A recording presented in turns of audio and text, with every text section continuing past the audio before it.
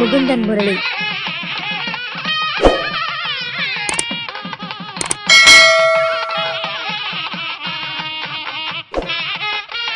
ஒரு 4 மழை பொழிந்து மக்கள் திண்டாடியது போல அவர் மனதிலே இருந்து எல்லாத்தையுமே அள்ளி கொட்டினார்.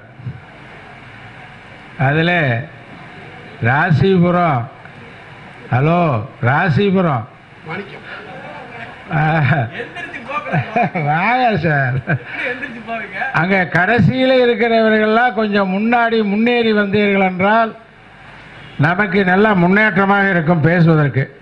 கடைசியில் இருக்கிறவங்களாம் கொஞ்சம் முன்ன வாங்க, காத்தாடியெல்லாம் இருக்குது, கண்டிப்பாக வந்து வாங்க சார். ஜோசியம் கற்றுக்கணும்னு நினைக்கிறவங்களாம் முன்னால் வாங்க வாங்க. அவங்க கொஞ்சம் கடுமை, ஜோசி படிக்கணும்னு ஆசைப்பட்டீங்கன்னா முன்னால் வாங்க. அந்த பையன் கடுமையான பையன். திருவள்ளுவர் அமெரிக்காவிலே சென்று படித்து பட்டம் பெற்று 1330 குறள் எழுதினார் அப்படின்னா நம்பிடுவாங்க. திருஞான சம்பந்தர் அத்தனை பாடல் 5000 10,000 பாடல் பாடினார் லண்டன்ல போய் படிச்சு. திருமுறைகள் படித்தவர்கள் எல்லாமே பெரிய ஐஏஎஸ்ல போய் படிச்சுட்டு வந்தா எல்லாமே எழுதுனாங்க. அவங்களுக்கெல்லாம் அப்ப எந்த பட்டம் கொடுத்தாங்க?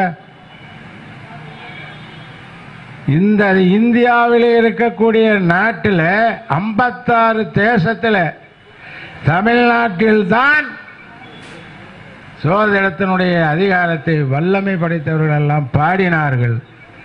தேவாரம் 12 திருமுறைகள், அதெல்லாம் நான் சொல்ல வேண்டிய அவசியம் இல்லை. ஐயா சொன்னார், சுப்பிரமணியம் காலேஜில் போய் அல்லது பெரிய டாக்டர் பட்டம் வந்து படிச்சுட்டு தான் எனக்கு சோசியம் சொன்னாரா அப்படின்னு புட்டு வச்சாருன்னு சொன்னார்.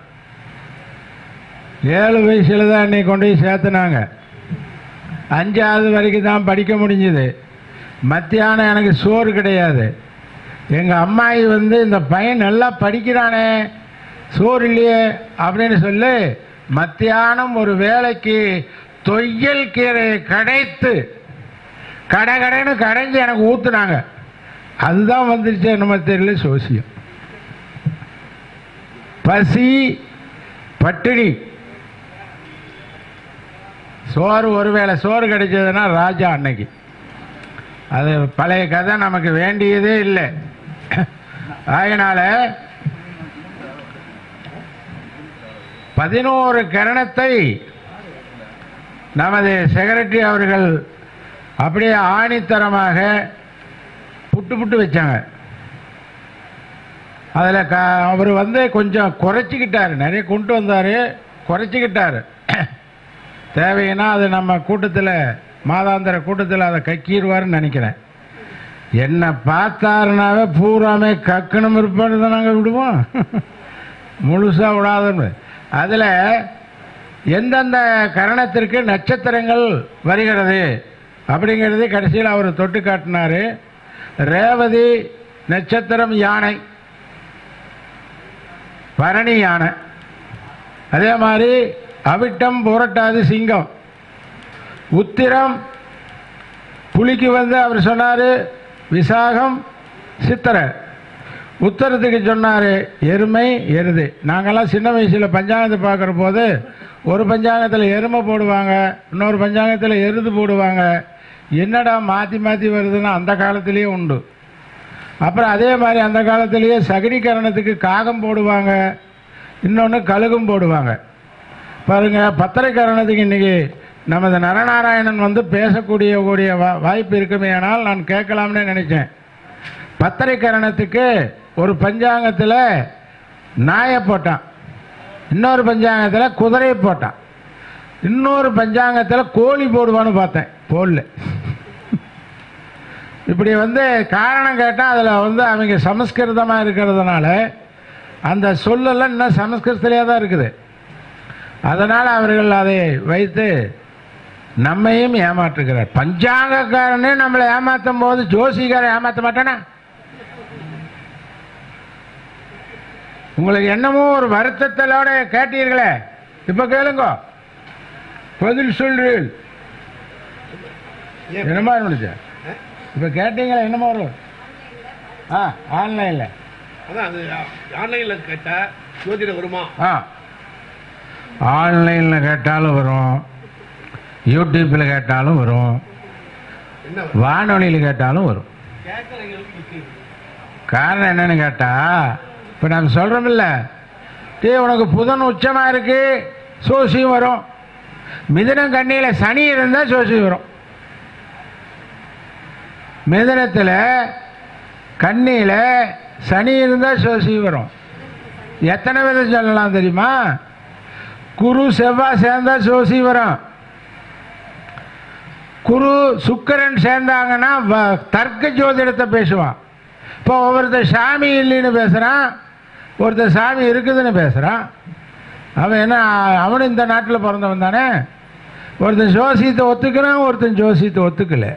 ஒருத்தன் பரிகாரத்தை ஏற்றுக்கொள்கிறான், ஒருவன் பரிகாரத்தை ஏற்றுக்கொள்வதில்லை. அவனுடைய மனப்போக்கு அத்தனைக்குமே ஜோதிடத்தில் இருக்கிறது. இவன் தர்க்கவாதி, இவன் சோதிடன், இவன் திருடன் அப்படின்னு சொல்லக்கூடிய ஆதாயம் எங்க இருக்கு? சர்க்காரே கண்டுபிடிக்கிறீங்களா கூட இந்த ஜோதிட சர்க்கார் கண்டுபிடிக்கும். எவ்வளவு நேரம் ஆச்சு?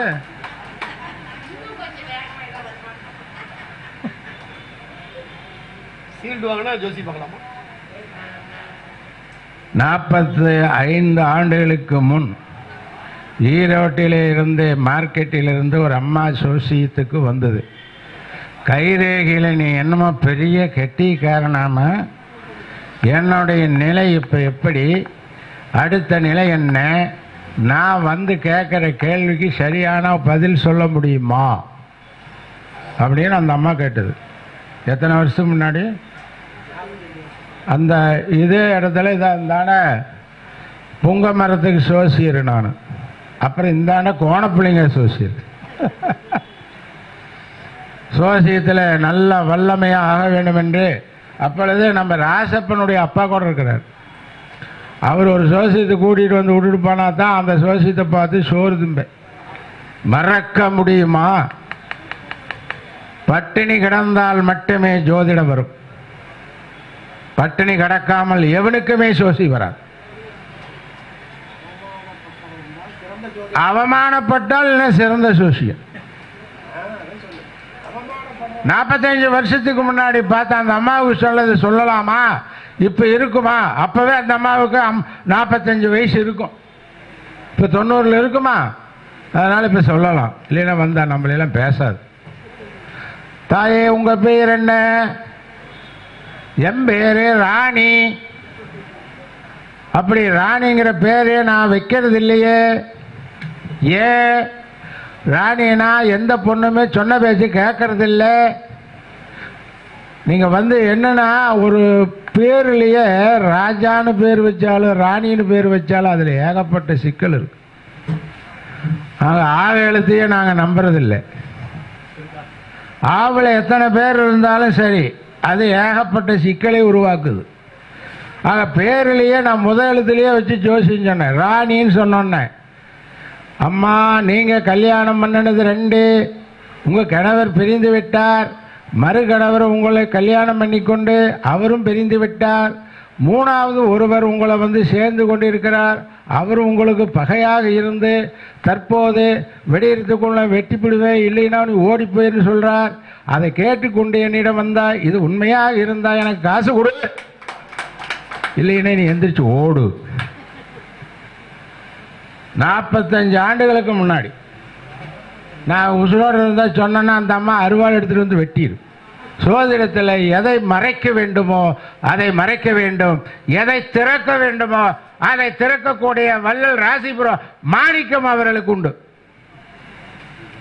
அதை விட அண்ணா ஐயா பூபதி அவர்களுக்கும் நிறையான கருத்துக்கள் உண்டு. அதனால் அது இன்னைக்கு பேச பேச யாரோ திட்டாங்க இருக்குது, பேச முடியாம திணறி உட்காரி விட்டார்.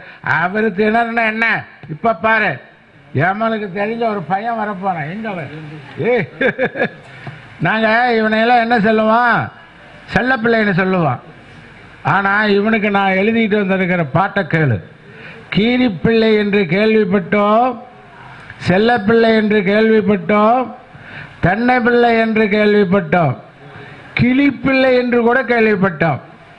ஆனால் எங்கள் சங்கத்திற்கு இவன் எங்கள் வீட்டு பிள்ளை, எங்கள் சங்கத்திற்கு இவன் எங்கள் வீட்டு பிள்ளை, வாழ்வியல் சோதிடத்தை வளமாக வாழ்வதற்கு கருத்துரை வழங்க வந்திருக்கும் அருமை பெருமை எனது பிள்ளை என்று சொல்லக்கூடிய ராசப்பன் அவர்களை அழைக்கின்றேன். வாரும் ஐயா. சோதரர்கள் சங்கத்தின் 10வது ஆண்டு துவக்க விழா, சோதிட ஆராய்ச்சியாளர்கள் சங்கத்தின் 33வது ஆண்டு துவக்க விழா, இந்த நல்ல நாளிலே இங்கே குழுமி இருக்கக்கூடிய நம்முடைய சங்க உறுப்பினர்கள், ஆர்வலர்கள், எங்கள் வீட்டு பிள்ளை செல்லப்பிள்ளை அவர்களுக்கு முன்னாள் தலைவரும் முன்னாள் செக்ரட்டரி அவர்களும் பொன்னாடை போர்த்தி வாழ்த்துமாறு உங்கள் கைத்தட்டலை நான் விரும்புகிறேன்.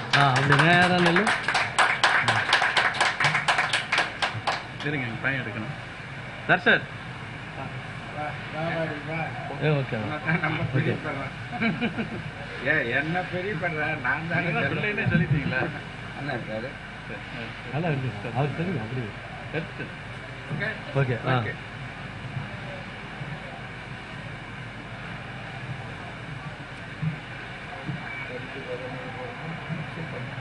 சோதிட ஆர்வலர்கள், பெரியோர்கள், சான்றோர்கள், தாய்மார்கள் அனைவரையும் வருக வருக என்று வரவேற்று அமைவதிலே பெருமிதம் கொள்கின்றோம்.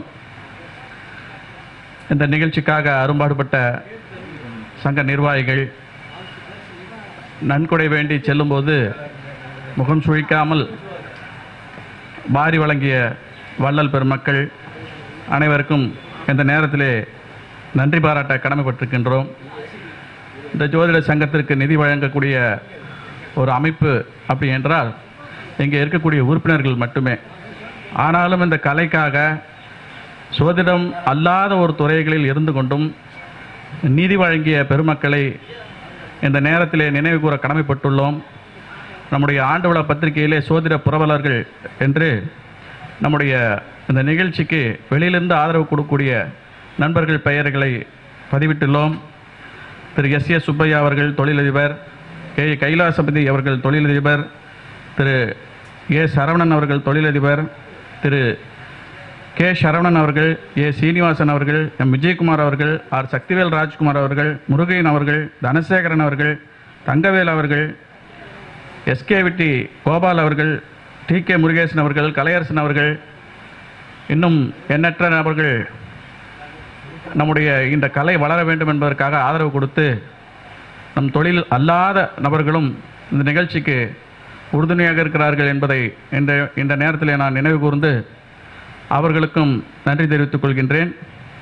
இன்றைய தினத்திலே நான் பேச வந்திருக்கக்கூடிய தலைப்பு வாழ்வியல் ஜோதிடம். இந்த தலைப்பு மேலே எனக்கு ஒரு ஆசை என்னென்னா, அடுத்தடுத்து இன்னும் ஒரு 10 வருஷத்துக்கு ஆண்டு விழா பத்திரிகையில் கருத்தரங்கத்தில் இந்த ஒரே தலைப்பில் நான் பேசணும்னு ஆசை. அந்த அளவுக்கு எனக்கு இந்த தலைப்பு மேலே ஒரு ஆசை. என்ன ஆசை? வாழ்வியல் ஜோதிடம் அப்படிங்கிறது நாம் படிக்கக்கூடிய புஸ்தகத்திலேருந்து எடுக்கக்கூடியதில்லை, நம்ம சுற்றி நடக்கக்கூடிய நிகழ்ச்சிகள்லேருந்து நாம் எடுக்கக்கூடிய விஷயம். இப்போ சித்திரை மாதம், சித்திரை நட்சத்திரம் இப்படி கேள்விப்பட்டிருப்பீங்க. சித்திரை மாதத்தில் அல்லது சித்திரை நட்சத்திரத்தில் பசங்க பிறந்தா அப்பனுக்கு ஆகாது அப்படி சொல்லுவாங்க, கேட்டிருக்கீங்களா? சித்திரையப்பன் தெருவோடு. சரி, சித்திரை நட்சத்திரத்தில் ஒருத்தன் பிறந்துடுறான். 24 மணி நேரத்துக்கு ஒரு நட்சத்திரம் இருக்கும். 24 மணி நேரத்துக்கும் ஒரே லக்கணம் இருக்குமா? அதில் 9ஆம் படம் நம்ம பாவம் நல்லா இருக்கலாம்ல. சரி, விட்டுருங்க. சித்திரை மாதங்கிறது எத்தனை தேதி?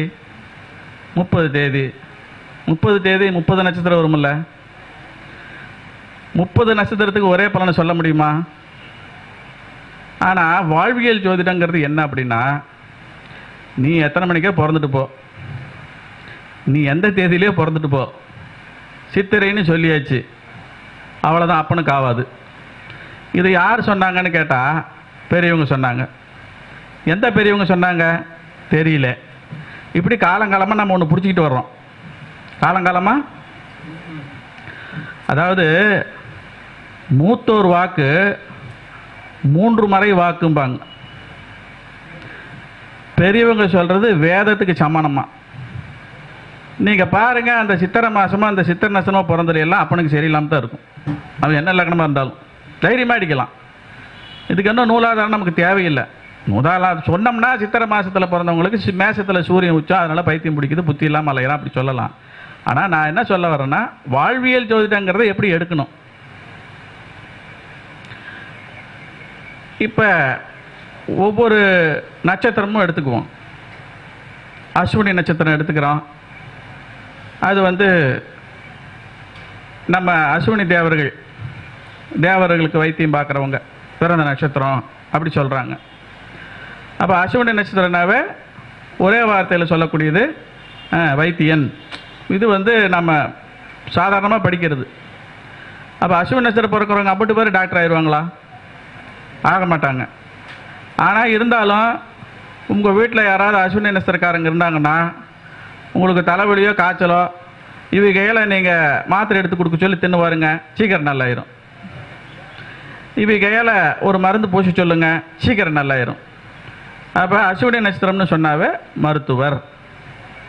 அப்போ மருத்துவம் படித்து தான் அவர் மருத்துவர் ஆகணும்னு இல்லை, அவங்களோட டிஎன்ஏவில் அந்த தேவதையோட ஆசீர்வாதம் இருக்கும். சரி, பரணி நட்சத்திரம் எடுத்துக்கிறோம். இதுக்கு வந்து பெற்றோருக்கு பெருமை சேர்க்கக்கூடியவன் அப்படின்னு போட்டிருக்குது. பரணி நட்சத்திரத்துக்கு பெற்றோருக்கு பெருமை சேர்க்கக்கூடியவனா யாரு? பரணி நட்சத்திரக்காரன். யாரு? தர்மராஜா பிறந்தது. அவர் வந்து சூரிய பகவானோட பசங்க அப்படின்னு உங்களுக்கு தெரியும். அது ஒரு இழியான தொழில். இந்த தொழிலை செய்யறதுனால எல்லாரும் திட்டுவாங்க. கொலகாரன், பாவி, தூக்கிட்டு போறான். தர்மராஜனை யாராவது புகழுவாங்களா? யம தர்மனை வாயில் வயிற்றுல தானே அடிச்சுக்குவாங்க, நெஞ்சா அடிச்சுக்குவாங்க இல்லையா? அப்படி இருந்தும் அந்த தொழிலை அவர் கடமை தவறாமல் செய்கிறாரு. பெரியவங்க கொடுத்தது அப்படி. இன்றைக்கி அந்த தொழிலில் நெறி தவறாமல், நாள் நட்சத்திரம் தவறாமல் கரெக்டாக செஞ்சிட்ருக்குறாங்க. அது அவங்க முன்னோர்களுக்கு அவங்க தேடி கொடுக்கக்கூடிய பெருமை. இப்போ நம்ம பசங்க, இப்போ நீங்கள் வந்து ஒரு நல்ல சம்பாதிக்கிற ஜோசியராக இருந்தால் மட்டும்தான், இப்போ நம்ம பூதி சொன்ன மாதிரி நீங்களாம் ஜோசியருங்க பிரம்மா அப்படி இப்படின்னு நீங்கள் சம்பாதிக்கிறது கம்மியாக போச்சுன்னா நம்ம தொழில் நம்ம பசங்க பிள்ளைங்க யாரும் பாராட்ட மாட்டாங்க, கேவலம் தான் படுத்துவாங்க. இந்த தொழிலுக்கு நான் வரக்கூடாதுன்னு. ஒரு 500 தறி நீங்கள் போட்டிருக்கிறீங்க, வஞ்சனை இல்லாமல் ஓடுது, எல்லாத்துக்கும் ராகம் கொடுக்குறீங்க, கோடி கோடியாக சம்பாதிக்கிறீங்க. அப்போ இதே மாதிரி நானும் 500 தறி போட்டு செய்யணும் அப்படின்னு மற்றவன் ஆசைப்படுவான். இப்போ 2 தறி வச்சுக்கிட்டு ரகமே சரியில்லாமல் இருக்கிறவன் என்ன சொல்லுவான்? இந்த ஜென்மத்தோடு அந்த கச்சாலையை விட்டுணும்டா அப்படி தான் சொல்லுவான். அப்போ எந்த தொழிலாக இருந்தாலும் ஜெயித்தவனுக்கு தான் அந்த பேரும் பெருமையுமே தவிர அந்த தொழிலில் தோற்றவனுக்கு கிடையாது. ஆனால் ஜெயித்தாலும் பாராட்டினாலும் வேறு யாராவது தூட்டினாலும் நான் வந்து இப்படி என்னுடைய பெற்றவங்க எனக்கு கொடுத்த கடமையை தவறாமல் செய்கிறேன் அப்படின்னு பரணி நட்சத்திரம் இருக்குமா. அப்போ உங்கள் வீட்டில் பரணி நட்சத்திர பிள்ளைங்க இருந்தால் நீங்கள் கண்டிப்பாக உங்கள் குலப்பெருமையோ உங்கள் முன்னோர்கள் பெருமையோ அந்த பையன் காப்பாற்றோன்னு தைரியமாக நினச்சிக்கலாம். அவளுக்கு புத்தி சொல்லவே தேவையில்லை. அவளுக்கு புத்தி சொல்லவே தேவையில்லை. 3வது நட்சத்திரம் கிருத்திகை நட்சத்திரம். இந்த 27 நட்சத்திரத்திலேயே திரும்ப சொல்கிறேன், இந்த 27 நட்சத்திரத்திலேயே ரொம்ப திமிரு பிடிச்ச நட்சத்திரம் கிருத்திகை நட்சத்திரம் தான். கிருத்திகை நட்சத்திரம் தான் இருக்கிறதுலே திமிரு பிடிச்ச நட்சத்திரம். இந்த கிருத்திகை நட்சத்திரம் இப்படி ஒரு சபையில் வந்து தன்னை முன்ன நிறுத்தி அதிகாரமாக ஒரு சூழ்நிலையில் ஒரு வார்த்தையில் இப்படி தான், அதுக்கு மேலே ஒன்றும் இல்லை அப்படி சொல்லுது. மின்னுக்கால உக்காந்துருக்கிறவன் கொஞ்சம் நெளிகிற மாதிரி தெரியுது. அப்படியே சாதுரியமாக பேசி மடக்கி அவளை தலையாட்ட விட்டுட்டு போயிடுவாங்க. பேச்சில் சாமர்த்தியம் இருக்கலாம், ஆனால் கட்டுப்பட மாட்டாங்க. கிருத்திகை நட்சத்திரத்துக்கு ஜோசியத்தில் கர்வம் அப்படி போட்டிருக்கிறான். இப்போ எத்தனையோ வேண்டாத குணங்கள்லாம் இருக்குது. ஆனால் இந்த கர்வத்துக்கு அடையாளம் யாரை சொல்கிறதுன்னா கிருத்திகை நட்சத்திரக்காரனை சொல்லுன்னு போட்டிருக்கு. இப்படி நாம் சொல்ல ஜோதிட கலைஞன்னு ஒரு புஸ்தகத்தில் போட்டிருக்கு. 4வது நட்சத்திரம் ரோகிணி. இவங்களுக்கு வந்து மணி மந்திர ஔஷதம் இந்த 3 தெரியுமா? திரும்ப சொல்கிறேன், ரோகிணி நட்சத்திரத்தில் ஒரு ஜோசிக்கார் இருந்தாருன்னா கண்டிப்பாக அவங்கள மிஞ்சறதுக்கு ஆள் இல்லை, அவங்களுக்கு எல்லா விஷயமும் தெரியும்னு எடுத்துக்கங்க. புரியுதுங்களா? ஆனால் ஜோசியர் எல்லாமே ரோகிணி நட்சத்திரத்தில் பிறந்திருப்பானா இல்லை இந்த பூமியில்? அப்படி இந்த ஜோசியம் அல்லாமல் பிறந்திருக்கிறவங்க கூட நிறைய விஷயங்கள் தெரிஞ்சிருப்பானா இந்த ரோகிணி நட்சத்திரக்காரன்.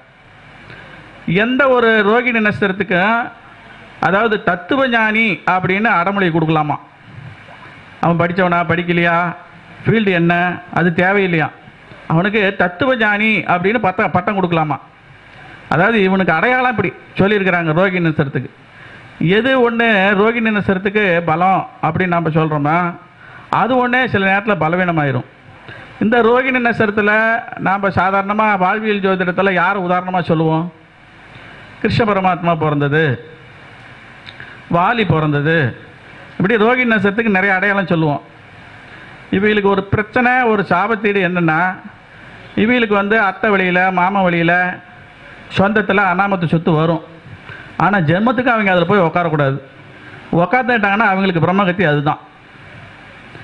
அண்ணன் தம்பி சொத்துன்னு தான் பிடிச்சது வாலி, முடிச்சு கட்டிட்டாங்க. சொந்தக்காரங்க சொத்து, அது குறிப்பாக மாமான்னு சொல்கிறக்கூடிய உறவு. ஏன்னா அத்தை வீட்டுக்காரரையும் மாமான்னு தான் கூப்பிடுவாங்க. தாய் மாமனை மட்டும் மாமான்னு கூப்பிட மாட்டாங்க, அத்தை வீட்டுக்காரரையும் மாமான்னு தான் கூப்பிடுவாங்க. இந்த ரோகிணி நட்சத்திரக்காரங்க போய் உட்காந்துட்டா ஜெயிக்க முடியாது காலம்புறம் அவங்க. அதோட எல்லாமே அஸ்தமனமாயிரும் அவங்க வாழ்க்கையில். மிருகசீரிஷம் அப்படின்னு ஒரு நட்சத்திரம். இந்த மிருகசீரிஷ நட்சத்திரத்துக்கு அடையாளமாக என்ன போட்டிருக்கிறாங்க அப்படின்னா சாது. அதாவது இந்த சாதுங்கிற வார்த்தைக்கு இந்த நட்சத்திரக்காரங்க ஒரு உதாரணம். அப்போ உடனே அவங்க ரொம்ப பொறுமைசாலி அப்படி இப்படிலாம் இல்லை. சாதுங்கிற வார்த்தைக்கு உண்டான மாதிரி அவங்களோட நடவடிக்கைகளோ தோற்றங்களோ இருக்குது. இந்த மிருகசீரிஷ நட்சத்திரம் நம்ம என்ன உதாரணமாக எடுத்துக்குவோம்? சந்திர பகவான் பிறந்த நட்சத்திரம் நிலா. சரி, நிலா வந்து ஒரு இரவுக்குள்ளே எவ்வளோ தூரம் கிடக்குது? சூரியனும் சரி சந்திரனும் சரி தினகதி கிரகங்கள்னு பேர் வச்சிருக்கிறோம், ஓடிக்கிட்டே இருக்குது. அப்போ மிருகசீரிஷத்தில் பிறந்தவங்க எப்போ பார்த்தாலும் பிரயாணம் பண்ணுறதுல ஆசையாக இருப்பாங்க, அப்படி எடுத்துக்கணும். திருவாதிரை நட்சத்திரம்.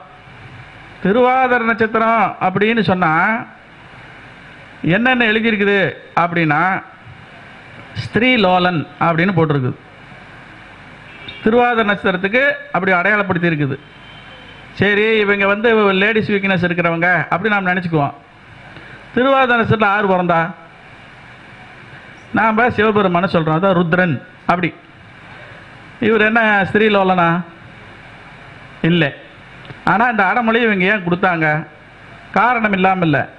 அவங்க பொண்டாட்டி செத்து போச்சு, பரமேஸ்வரனோட மனைவி இறந்துட்டாங்க, தாட்சாயினி இறந்துட்டாங்கன்னு ஒத்துக்கிறோம், எல்லாம் சொல்லி அழுகுறாங்க. இவர் மனைவி மேலே வச்ச பிரியும் குறைஞ்சதில்லை, சாதாரணம் இல்லை. அந்த பிணத்தை தூக்கி தோல் மேலே போட்டுட்டு அடக்கம் பண்ணாமல் சுற்றிக்கிட்டே இருக்கிறாரு. நம்ம நிறைய டிவியில் பேப்பரெல்லாம் பார்த்துருப்போம். வீட்டுக்காரி மேலே ரொம்ப பாசம் இருக்கிறோம், வீட்டுக்காரி சேர்த்து 5-6 நாளைக்கு வீட்லேயே வச்சுருந்து பாடி அடக்கம் பண்ணாமல் சுற்றி பக்கம் வாசம் வந்து பெருமையெல்லாம் பார்த்துருக்கிறோமா இல்லை டிவியில் பேப்பரில்? அப்போ பெண்கள் மேலே யார் ரொம்ப அதீத பிரியமுள்ளவன்? இப்போ சிவபெருமான அவரோட மனைவியோட உடலை அடக்கம் பண்ண கொடுக்க மாட்டேங்கிறாரு. அப்போ வீட்டுக்காரி மேலே எவ்வளோ பாசம் இருந்திருக்கும்? அப்போ ஸ்திரீலோலன்னு போட்டது கரெக்டு தானே? இப்போ ரோகிணி நட்சத்திரம் வச்சுக்கிறோம். அவர் வந்து சிறுபிராயத்தில் மதுராவில் இருக்கும்போது எண்ணற்ற பிள்ளைகளோட என்ன கிரீடை செய்வார், ராச கிரீடை செய்கிறாரு. அவங்க குடும்பத்தோட ஊரோட்டு ஓடுற மாதிரி ஒரு சூழ்நிலை வந்துருச்சு. மதுரா விட்டு வேற ஊருக்கு 10,000 கோபிகைகளைன்னு ஒரு செகண்டில் மறந்துட்டார். ஒருத்தி கூட கூட சேட் பண்ணல. பின்னால் அவருக்கு கல்யாணம் ஆகுது, கம்சவதமெல்லாம் முடியுது, இந்த நரகாசுரவதம்லாம் முடியுது. எண்ணற்ற மனைவிகளை கல்யாணம் பண்ணுறாரு, நிறைய மனைவிகளை கல்யாணம் பண்ணுறாரு. அந்த நரகாசுரன் சிறையில் இருந்த 50 பிள்ளைங்களையும். ஆனால் அவருக்கு இந்த ஸ்ரீலோலன்னு பேர் கொடுக்கல. ஒருத்தியோடவே இருந்து பாதி உடம்பை கொடுத்தாரு பரமேஸ்வரன். திருவாதிரை நட்சத்திரத்துக்கு இந்த பட்டத்தை கொடுத்துருக்குறாங்க. அப்போ இந்த நட்சத்திரத்தோட தன்மை எப்பவுமே பெண்கள் பேரில் ஈர்ப்பாக இருக்கக்கூடியது அப்படின்னு நீங்கள் எடுத்துக்கணும். தப்பு ரைட்டாக மாற்றிக்க கூடாது. இருக்கிறதுலையே ரொம்ப ஒரு சரியில்லாத நட்சத்திரம் அப்படி சொல்லி இப்போ எல்லாம் கொஞ்சம் டிவியில் பேப்பரில் சொல்கிறாங்க. புனர்பூஷம் கேட்டிருக்கீங்களா? பஞ்சாங்கத்தில் அதுக்கு முகூர்த்தம்லாம் போட்டிருக்கோம். ஒரு ஜோசியக்காரர் புனர்பூசத்தில் முகூர்த்தம்லாம் குறிக்க மாட்டேங்கிறாரு. புனர்பூச நட்சத்திரம், வாளாவெட்டி நட்சத்திரம், நம்ம தான் யூடியூப்பில் டிவியில் யாராவது புதுசு புதுசாக என்னென்னமோ சொல்கிறாங்கன்னு கேட்குறோமில்ல, அப்படி எதுவும் எடுத்துக்கக்கூடாது. பெரியவங்க இது விவாகத்துக்குரிய நட்சத்திரம்னு சொல்லிட்டா கண்ணை மூடிட்டு எடுத்துக்கணும். அதுக்கு தான் இந்த தலைப்பில் பேசிகிட்டு இருக்கிறத. இந்த நட்சத்திரத்துக்கு என்ன அவங்க அடமொழி கொடுத்துருக்குறாங்க அப்படி சொன்னால், இப்போ தீர்காயுசுன்னு சொல்கிறாங்கல்ல, தீர்காயுசுன்னு, அந்த தீர்காயுசுங்கிறதுக்கு அடமொழி உதாரணம் இந்த நட்சத்திரக்காரன் தானா. யார் செத்தாலும் சரி, யார் பொழைச்சாலும் சரி, யார் அழுதாலும் சரி, யார் சந்தோஷப்பட்டாலும் சரி, இவங்க இருந்து முழுசு வாழ்க்கை அனுபவிச்சுட்டு தான் போவாங்களாம். ஸ்ரீ ராமச்சந்திரமூர்த்தி தான் அவங்க உதாரணமாக சொல்கிறாங்க. 16,000 வருஷம் இருந்து பொழைச்சார். அவர் வாழ்க்கையில் எத்தனை சோதனை, ஆனால் அவங்க உடனே உயிரை விட்டுடல. இப்போ ஒரு குடும்பத்தில் எங்கள் வீட்டுக்காரி கோவிச்சுட்டு போயிட்டா, இல்லை எங்கள் வீட்டுக்காரி ஏதோ ஒரு வகையில் வேறு பக்கம் வெளியில் இருக்க வேண்டிய சூழ்நிலை இருக்குது, நான் தானே அவளை சமாதானம் பண்ணி கூப்பிட்டு வரணும். இப்போ ஊரில் யாராரோ போகிறாங்க, அவளையில் உதவிக்கு கூட்டிகிட்டு போய் எங்கள் வீட்டுக்காரி வெளியில் இருக்கிறாங்க, நீங்கள்லாம் எனக்கு ஹெல்ப் பண்ணுங்க, நான் போய் கூப்பிட்டு வரேன்னு சொல்லலாமா? அது அவமானம் இல்லையா? இப்போ நாம் வில்லுன்னா வில்லு சொல்லு இதெல்லாம் ராமருக்கு தான் அடையாளம் சொல்லுவோம். அத்தனை திறமைகள் இருந்தால் அவர் அதெல்லாம் சொல்கிறாரு, செய்கிறாரு. ஆனாலும் அந்த குடும்ப கட்டுப்பாடு, அந்த தன்னோட அந்த சூழ்நிலை அவமானம், யாரோ ஒருத்தர் ஒரு சொல்லிட்டாங்களே, இப்படிலாம் ஒரு சின்ன சின்ன விஷயத்துக்கெல்லாம் அவர் எதுக்காகவும் சாவவே இல்லை. எல்லாம் ஏச்சு பேச்சும் கேட்டுக்கிட்டு. இதுக்கு இவங்க என்ன சொல்கிறாங்கன்னா, இந்த நட்சத்திரம் நல்லா ஆண்டு அனுபவிக்கிற நட்சத்திரம்ட்டாங்க பேர். இந்த நட்சத்திரத்துக்கு இன்னொரு நல்ல தன்மையும் கொடுத்துருக்குறாங்க. இந்த புனர்பூசத்துக்கு என்ன நல்ல தன்மை, இந்த ஒரே நட்சத்திரம் அரசனாகவும் இருக்கும், ஆண்டியாகவும் இருக்கும். அதுக்கு ஸ்ரீராமச்சந்திரமூர்த்தி தான் உதாரணம். ஏன்னா அவர் வளர்ந்தது ராஜபோகம், அரசபோகம். அவர் காட்டில் தெரிஞ்சார், ஆனால் ரெண்டையும் ஏற்றுக்கிட்டார். ரெண்டு சூழ்நிலையிலையும் யார் ஒருத்தரால் வாழ முடியுதோ அவங்க கண்டிப்பாக தீர்க்காட்சியாக இருக்கலாம். இப்போ என்னோட சொத்தெல்லாம் போயிடுச்சு, நான் இப்படி ராஜாவாக பொழைச்சிட்டேன், இன்னுமே நம்மளால பிச்சைக்காரனால இருக்க முடியாதுன்னு தற்கொலை பண்ணிக்கிறவங்க பார்க்குறோமா இல்லையா குடும்பத்தோட? ஆனால் இவர் ரெண்டுக்கும் தன்னை மாற்றிக்கிட்டதுனால தான் தீர்காயுசுங்கிறதுக்கு அடமொழி இந்த புனர்பூசத்துக்கு கொடுத்துருக்குறாங்க. இதெல்லாம் நம்ம சொல்கிறதெல்லாம் நீங்கள் வந்து ஒரு நட்சத்திரத்துக்கு ஒரே அடையாளம் சொல்லிக்கிட்டு இருக்கிறேன். இதே ஜாதகத்தில் இந்த 8வதா பூச நட்சத்திரம்னு போட்டிருக்காங்க. இந்த நட்சத்திரமே வந்து இப்போ ராசியில் பார்த்தீங்கன்னா கும்பராசிக்கு வந்து சாபம்னு ஒரு அடமொழி கொடுத்துருப்பான். அது மாதிரி இப்போ நான் சொல்கிற பூச நட்சத்திரத்துக்கு தோஷம் அப்படின்னு ஒரு அடமொழி கொடுத்துருக்குறான். இந்த நட்சத்திரமே ஒரு தோஷமான நட்சத்திரமா. நாம் கேட்டிருக்கிறோம் ஆயிலையும் கேட்ட மூல விசாகன்னு, ஆனால் இங்கே ஜோதிட களஞ்சியத்தில் இந்த நட்சத்திரமே ஒரு தோஷமான நட்சத்திரம் அப்படின்னு இருக்கிறான். குரு பகவான் தான் இதை சாட்சியாக சொல்லியிருக்கிறாங்க. ஏன்னா குரு பகவான் வாழ்க்கை அப்படிப்பட்டது. நம்மளோட பிரகஸ்பதினு சொல்கிறோம்ல வியாழ பகவானே, அந்த குரு பகவான் நட்சத்திரம் தான் இது. இந்த நட்சத்திரத்துக்கு ஜோசியத்தில் கலகத்தை விட்டு பண்ணுற நட்சத்திரம், சின்ன சின்ன விஷயத்துக்கெல்லாம் தர்க்கம் பண்ணிக்கிட்டே இருக்கும் அப்படிங்கிறாங்க. இந்த நட்சத்திரம் இருக்கிறதுனால தான் கடக ராசிக்காரரையே கலகம் அப்படின்னு பேர் வைக்கிறாங்க. கலகம் பண்ணுறவன்னு கடகராசிக்காரர். கடகராசியில் பூச நட்சத்திரம் இருக்கிறனால தான் கடகராசியை வாக்குவாதம் பண்ணுற ராசின்னு பேர் வச்சுட்டாங்க. ஆனால் கலகத்துக்குன்னு அடையாளம் கொட்டக்கூடிய நட்சத்திரம் பூசம் தான் போட்டிருக்குது. ஆயில நட்சத்திரம் இது நமக்கே தெரியும் தோஷமான நட்சத்திரம்னு. இந்த நட்சத்திரத்துக்கு அடையாளம் கொடுக்கறது என்ன மாதிரி கொடுத்துருக்குறாங்க அப்படின்னா, ரெண்டு விதமாக கொடுத்துருக்காங்க. இருந்தாலும் நான் இங்கே ஒரு விஷயம் தான் சொல்ல போகிறேன். இந்த நட்சத்திரம் ரொம்ப ஆச்சாரமான நட்சத்திரம் தான். ஆனால் இதுக்கு ஒரே ஒரு அடையாளம் என்னென்னா, திருத்த முடியாதவன் அப்படின்னு போட்டிருக்கு. இது தானாக திருந்தினா தான் யாரும் சொல்லி திருந்தாது, யாரும் சொல்லி திருத்த முடியாது, அது தன்னைத்தானே திருத்திக்கிட்டா தான் உண்டு. இந்த அடையாளத்தை ஏன் கொடுக்கணும்? இப்போ பொதுவாக நம்ம ஆயுள் நட்சத்திரத்துக்கு யாரை சொல்லுவோம்? உதாரணமாக சர்ப்பத்தை சொல்லுவோம். இந்த சர்ப்பம் அப்படிங்கிறது நேராக போகுமா நெளிஞ்சிக்கிட்டு போகுமா? சர்ப்பங்கிறது எப்படி போகும்? நெளிஞ்சிக்கிட்டு தான் போகும். நல்ல வேளை நீங்களாம் தூங்கலை, பரவாயில்ல. இப்போ நேராக போகிறத நம்ம ரெண்டு விதமாக எடுத்துக்கலாம். நேரு வழியில் போகிறவன் அப்படின்னு எடுத்துக்கலாம், யாருக்கும் விட்டு கொடுக்காதவன் ஸ்ட்ரெயிட் ஃபார்வர்டுன்னு எடுத்துக்கலாம், நேராக போகிறத இல்லையா? சரி, வளைஞ்சு போகிறதையும் ரெண்டு விதமாக எடுத்துக்கலாம்ல. இவன் மற்றவங்களை அட்ஜஸ்ட் பண்ணுறவனும் எடுத்துக்கலாம்ல. வளைஞ்சு போகிறதுக்கு இன்னொரு அர்த்தம், வளைஞ்சு கொடுத்து போப்பா அப்படி சொல்கிறாங்களா இல்லையா? அப்போ வளைஞ்சு கொடுக்கறத தப்பாகவும் எடுத்துக்கலாம், ரைட்டாகவும் எடுத்துக்கலாம். நேராக போகிறதையும் அப்படி தான் ஸ்ட்ரெயிட் ஃபார்வர்டுன்னு எடுத்துக்கலாம் இல்லையா? ஒழுக்கமானவன் அப்படிங்கிறதுக்கு நேராக போகிறவன் அர்த்தம், நேர்மையாக இருக்கிறவன் இல்லையா? அதனால் இந்த நட்சத்திரத்துக்கு அடையாளம் பாம்பு. இது உண்மையிலேயே ஒரு மோசமான நட்சத்திரம்னு வச்சுக்கோங்க. ஒரு உதாரணத்துக்கு நமக்கெல்லாம் தெரியுது பாம்புனா விஷப்பூச்சின்னு. இப்போ என்னத்துக்கு எல்லா தெய்வத்தோட ஒரு பிம்பத்திலையும் அதோட சித்திரத்திலையும் இந்த பாம்பு படத்தை வைக்கிறான்? இது இருக்கிறதுலே மோசமான நட்சத்திரம் தானே. இதை எதுக்கு தெய்வ படத்தில் வைக்கணும்? ஒன்னா மாரியம்மன் கோயிலில் 5 தலை நாகம் கொடை பிடிக்குது இல்லையா? பெருமாள் ஆதிசேஷன் மேலே படுத்துட்டு இருக்கிறாரு இல்லையா? சிவபெருமானு உடம்பு பூரா மேலையும் கீழையுமா மாலை மாத்துமா போட்டுக்கிறாரு பாம்பை. பிள்ளையாரு இடுப்பில் அரணாங்கொடிக்கு போல நாகப்பாம்பை தான் கட்டிக்கிறாரு. இது மோசமான நட்சத்திரம்னு எடுத்துக்கிறதா, கெட்ட நட்சத்திரம் நல்ல நட்சத்திரம்னு எடுத்துக்கிறதா? ஆனால் அதில் இருக்கிறத நீங்கள் படிச்சீங்கன்னா, ஒரு விவசாயியெல்லாம் பாம்பு இல்லைன்னா அவன் வெள்ளாமை வீடு கொண்டு போய் சேர்த்த முடியாது, தெரியுங்களா? அதோட வாழ்க்கை முறையை நீங்கள் ரசிச்சிங்கன்னா ஏன் நம்ம முன்னோர்கள் இதை வணங்கினாங்க அப்படின்னு தெரிஞ்சுக்கலாம். புத்துக்கோயில் ஏன் ஊரோரத்தில் வைக்கிறாங்க சொல்லுங்க? அப்பனே நீ விவசாயிகளுக்கு ஒரு நண்பன், விவசாயிகளுக்கு நண்பன் இருந்தாலும் உங்களோட உடம்புல இருக்கக்கூடிய அந்த விஷமாகப்பட்டது எங்கள் பசங்க பிள்ளைங்களுக்கு ஆபத்து கொடுக்கும். நீ எங்கே இருக்கணுமோ அங்கே இருந்துக்கு அந்த பாரு, உனக்கு நேரத்துக்கு பால் முட்டையை வச்சுக்கிறோம். ஊருக்குள்ளே வந்தீங்கன்னா நாங்கள் சாமியெல்லாம் கும்பிட்டு முன்னாடி அடிச்சு கொண்டு விடுவோம் அப்படின்னு தானே. பாருங்க, பஞ்சாங்கத்துக்கு பேர பாம்பு பஞ்சாங்கன்னு இருக்குதான். ரொம்ப சந்தோஷம். அதனால இந்த நட்சத்திரம் திருத்த முடியாதவன் அப்படின்னு சொன்னா ஏதோ பிடிவாதக்காரன் அப்படியே அர்த்தம் இல்லை. அவங்க ஏற்கனவே திருத்தியா இருக்காங்க, நீங்க என்னத்தை போய் திருத்துறதுன்னு எடுத்துக்கலாம். ஏன்னா வளைஞ்சு கொடுத்து போறவங்க. 10வது நட்சத்திரம் மகம் அப்படி போட்டிருக்குது. ஒரு அடையாளம் நான் சொல்கிறேன். இந்த நட்சத்திரக்காரங்க எல்லாரும் குடிக்கணும்னு அவசியம் இல்லை, ஆனால் சொல்கிறது அப்படி. இதுக்கு நான் ஒரு வரியில் தான் எல்லாத்துக்கும் சொல்லிக்கிட்டு வர்றேன். இந்த மக நட்சத்திரத்துக்கு குடிகாரன்னு போட்டிருக்குது. பார்த்தேன் 27 நட்சத்திரக்காரன் குடிச்சிக்கிட்டு தான் இருக்கிறான். மக நட்சத்திரத்துக்கு தான் அந்த அடமொழி பொருந்தும் அப்படிங்கிறான். என்ன காரணம் சொல்லுங்க?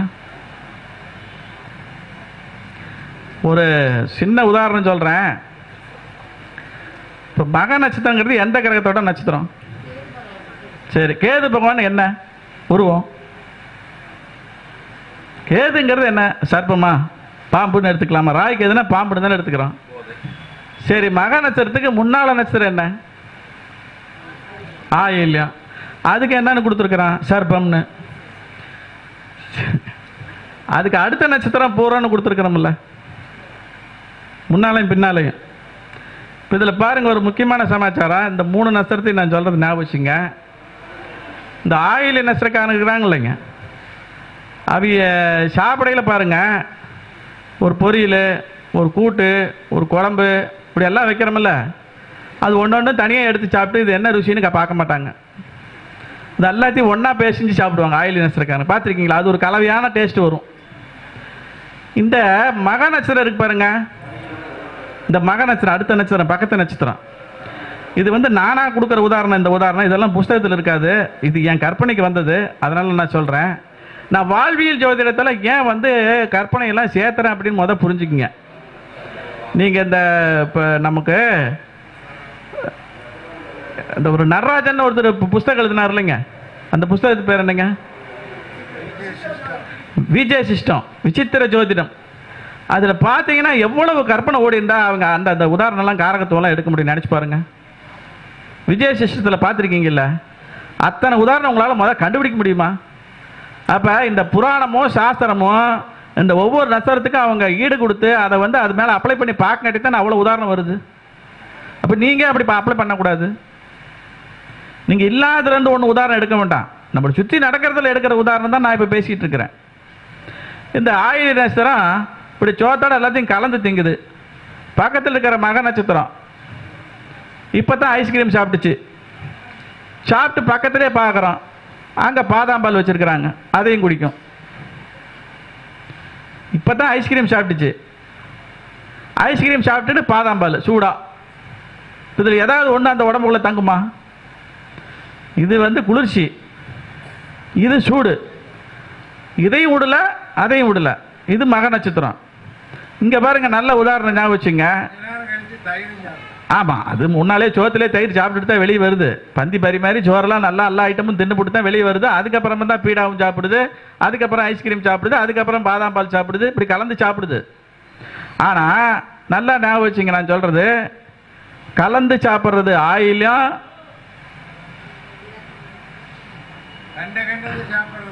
இல்லை, அதுவும் கலந்து தான் சாப்பிட்றது. இது எப்படி நான் உதாரணம் சொல்றேன் அப்படின்னா, இல்லை அது உண்மைதான். அது இல்லாமல் அது பிதிருக்கள்னு சொல்லி பேரு. மகனச தேவர்களோட ஒரு அரக்கன் வேஷம் போட்டு கலந்து நின்று அந்த அமுதத்தை சாப்பிட்றான். இது ஆயில்யம். வெட்டியாச்சு, மேலே கீழையும் கலந்து பாடி ஜெயிட்டாங்க. இது மகம். கலந்து சாப்பிட்றது, சாப்பிட்டுட்டு கலக்கிறது. இப்போ புரியுதா உங்களுக்கு?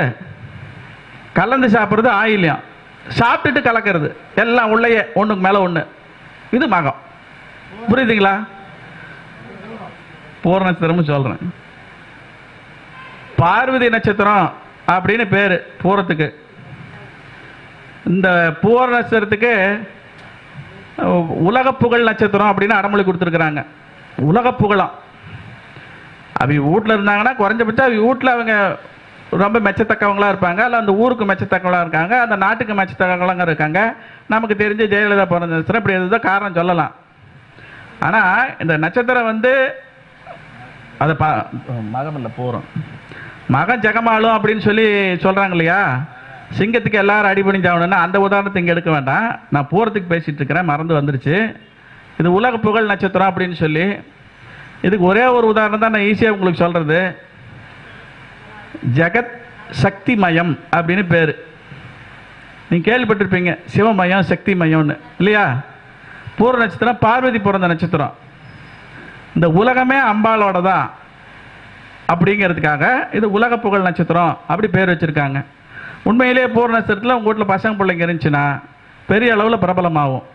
இந்த நட்சத்திரத்தை பற்றி உங்களுக்கு வேறு ஏதாவது ஒரு ஹிண்ட்ஸ் வேணும்னு நீங்கள் நினைக்கிறீங்க அப்படின்னு சொன்னால், இந்த நட்சத்திரத்தில் ஒரு ஆம்பளை பையன் பிறக்கிறான்னு வச்சுக்கோங்க. இந்த ஆம்பளை பையனுக்கு மட்டும் இந்த உதாரணம் எடுத்துக்கங்க, பொம்பளை பிள்ளைக்கு வேண்டாம். அவனுக்கு என்ன குழந்தை பிறக்குதோ அதே குழந்தை தான் காலம்புறம் பிறக்கும், மாற்ற முடியாது. இப்போ ஃபஸ்ட்டு அவன் பொம்பளை பிள்ளையை பெற்று போட்டான் பூர நட்சத்திரக்காரன், அவ்வளோதான். 10 பிள்ளை பெற்றாலும் அவனுக்கு பொம்பளை பிள்ளையாக தான் பிறக்கும். பையனா கூட 10 பையனாக பிறக்கும். இது நீங்கள் வந்து ஒரு டிப்ஸாக வச்சுக்கோங்க. 12வது நட்சத்திரத்துக்கு பேர் உத்தர நட்சத்திரம் இல்லையா? உத்தர நட்சத்திரம் தானே 12வது நட்சத்திரம். இதுக்கு உதாரணமாக என்ன எழுதியிருக்கிறாங்க அப்படி சொன்னால், இந்த நட்சத்திரத்துக்கு அடையாளம் நன்றி மறவாதவர்னு போட்டிருக்கிறாங்க. அப்போ நீங்கள் என்னைக்காவது யாருக்காவது உதவி செய்யணும் அப்படின்னா, ஒரு உத்தர நட்சத்திரக்காரங்க வர்றாங்க அப்படி சொன்னால் அவங்களுக்கு நீங்கள் செஞ்சதை அவங்க காலத்துக்கு மறக்க மாட்டாங்கன்னு அர்த்தம். இப்போ நிறைய பேர் வீட்டை நாய் பூனையெல்லாம் வளர்ப்பாங்க, பார்த்துருக்கீங்கல்ல, பெட் அனிமல்னு. அப்படி பெட் அனிமல் வளர்க்குறதுக்கு ஸ்பெஷல் நட்சத்திரம் அப்படின்னா அது உத்தர நட்சத்திரம் தான். இந்த உத்தர நட்சத்திரக்காரங்க தான் வளர்ப்பு பிராணி வளர்க்குறது ரொம்ப நல்லதுன்னு சாஸ்திரம் சொல்லியிருக்கு. மற்ற நட்சத்திரக்காரங்களுக்கு அப்படி போடல. உங்களுக்கு தெரியும் ஐயப்பன் பிறந்த நட்சத்திரன்னு. அவரால் ஈஸியாக அந்த மிருக பாஷையை பேச முடிஞ்சதுனால தான் புலி பாலை கொண்டு வாடானா புலி மேலே உட்காந்துட்டு இருந்தா நீயே கறந்து கொண்டாரு. அப்போ உத்தர நட்சத்திரக்காரங்களுக்கு இயல்பா மிருங்களோட பழகிற ஒரு ஆற்றல் தானாக அவங்க ஜெனட்டிக்கில் பதிஞ்சிருது. இல்லைன்னா அந்த அடமொழி வராது, மறந்துடாதீங்க. வளர்ப்பு பிராணியை வளர்க்குறதுல 27 நட்சத்திரக்காரன் அவன் வீட்டில் வச்சு வளர்த்திட்டு இருக்கிறான். ஆனால் இதுக்கு அந்த ஐடியல் மார்க் யாருக்கு என்ன கொடுத்துருக்குறாங்க? உத்தர நட்சத்திரத்துக்கு தான் கொடுத்துருக்குறாங்க. நான் ஒரு நட்சத்திரத்துக்கு ஒரு தான் சொல்கிறேன். இப்போ ஒரு பண்டிதர் அப்படிங்கிற வார்த்தைக்கு உதாரணமான ஆள் யார்? இப்போ இவனுக்கு எல்லாமே தெரியும், இவன் உண்மையிலே பண்டிட். இதில் நம்ம தான் இப்போ இந்த இதுலையெல்லாம் பார்க்குறோம், வாட்ஸ்அப் இருக்குல்ல, பண்டிட் பண்டிட் பண்டிட் பண்டிட் பண்டிட் யாருக்கு வேணாலும் போட்டுக்கிறாங்க, தெரிஞ்சுதோ தெரியலையோ. ஆனால் அந்த வார்த்தைக்கு உதாரணமாக இருக்கக்கூடிய நட்சத்திரக்காரன் யாருன்னா சித்திர நட்சத்திரக்காரன். சித்திர நட்சத்திரத்துக்கு தான் ஜோசியத்தில் பண்டிதன் அப்படின்னு போட்டிருக்கு. அதனால் சித்திர நட்சத்திரத்துக்கு வந்து சகல கலைகளும் இயல்பாக வரும் அப்படி எடுத்துங்க, படித்தாலும் படிக்கலினாலும். பாருங்க, அங்கே அவங்க இருக்கிறாங்களாம் கையை காட்டுறாங்க.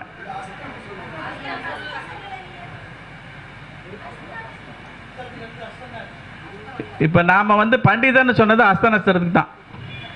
ஞாபகம் எதுக்காக இந்த அஸ்தநஸ்திரத்துக்கு பண்டிதர்னு பேர் வந்துச்சு பார்க்க வேண்டாமா? இப்போ வரிசையாக தானே நம்ம கொண்டு வந்துட்டு இருக்கிறோம். இப்போ பேசுனது அஸ்தத்துக்கு தான். அஸ்தம் 14வது, இந்த சித்திரை 14வது நட்சத்திரம் இல்லையா? இப்போ நாம் போகிறதுக்கு அப்புறம் உத்தரம் பேசணும். உத்தரத்துக்கு அப்புறம் என்ன வரும்? அப்போ நீங்கள் எல்லாரும் எந்திரிச்சிட்டு இருக்கீங்கன்னு நான் சமாளிச்சிட்டேன். நீங்கள் எல்லாரும் எந்திரிச்சிட்டு இருக்கீங்கன்னு நான் சமாளிச்சிட்டேன். இப்போ நமக்கு தெரியுது 13வது நட்சத்திரம் என்னன்னு, அஸ்த நட்சத்திரம்னு, பண்டிதர்னு சொல்லி சகல கலைகளும் உங்களுக்கு இயல்பாக வரும்னு. அப்படிதானுங்க? இந்த நட்சத்திரத்துக்கு இப்படி பேர் ஏன் வந்துச்சு? இந்த நட்சத்திரம் யார் பிறந்தா? சூரிய பகவான். உண்மையிலேயே சகல கலைகளும் தெரிஞ்ச ஒரே ஆள் சூரிய பகவான் தான். அவர்கிட்ட படித்த மாணவர்கள் ஒரு 2-3 பேர் இருக்கிறாங்க. அவங்களை இன்னைக்கு வரைக்கும் யாராலும் முறியடிக்க முடியல. விநாயகர், ஆஞ்சநேயர் இவெல்லாம் வீட்டை படித்தவங்க தான். இன்றைக்கே நீங்கள் எந்த ஹோமம் பண்ணாலும் ஆரம்பிக்கையில் பிள்ளையாருக்கு பிடிச்சி முடிக்கையில் ஆஞ்சநேயருக்கு விடணும். தெரியுங்களா? பிள்ளையார் பிடிக்க குரங்கான கதைன்னு ஒன்று கேட்டிருக்கீங்களா இல்லையா? அது என்னது? அது பொம்மை செய்ய போய் தப்பாக செய்யல. பிள்ளையார் பொம்மையில் எப்படிங்க வால் வரும்? வராதுல்ல. அப்புறம் பிள்ளையார் பிடிக்க எப்படி குரங்கா? ஆகாது. இப்போ ஒரு ஹோமம் செய்யல, அந்த ஹோமத்துக்கு சாட்சி விநாயகருக்கு ஆரம்பித்து ஆஞ்சநேயருக்கு முடிக்கணும்.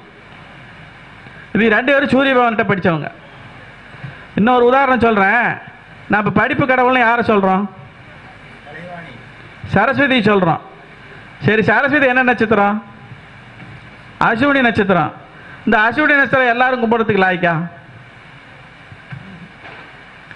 இப்போ நீங்கள் திருவோணம், அஸ்தம், என்னது ரோகிணி இதில் பிறக்கிறீங்க.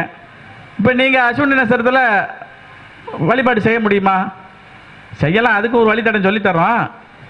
ஆனால் பொதுவாக அது வந்து நமக்கு தாராபலம் இல்லாத நட்சத்திரம்னு. அப்போ அது ஒன்று தான் கல்வி கடவுளா? கல்வி கடவுள்னு சாஸ்திரத்தில் அந்த கலைவாணி மட்டும் போடலை. உங்களுக்கு நீங்கள் நம்ப மாட்டீங்க, சிவபெருமானே கல்வி கடவுள்னு போட்டிருக்கு. நம்புவீங்களா இல்லையா எனக்கு தெரியாது. சிவபெருமான கல்வி கடவுளாக போட்டிருக்குது. நமக்கு எல்லாத்துக்கும் தெரிஞ்சது. இப்போ ரோகிணி, அஸ்தம், திருவோணத்துக்கு வந்து நாம் சரஸ்வதி பிடிக்க முடியாதுன்னோம். ஹயகிரிவர் திருவோணம் தானே, கல்வி கடவுள் தானே.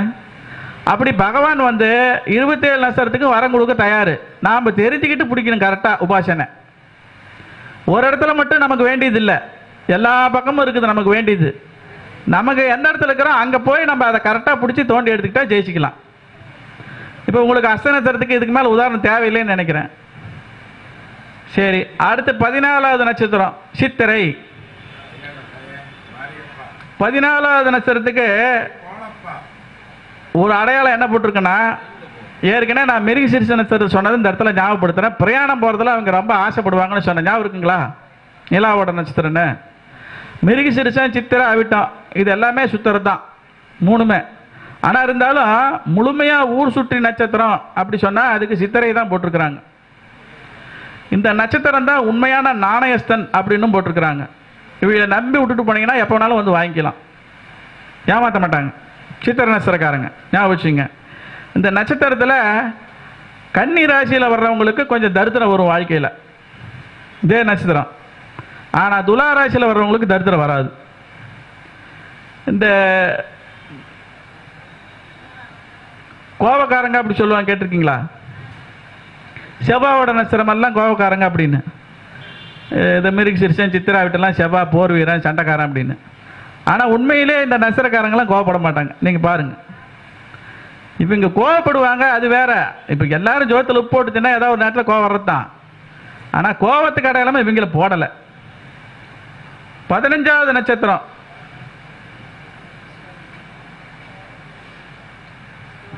சுவாதி நட்சத்திரம் அப்படி வருது.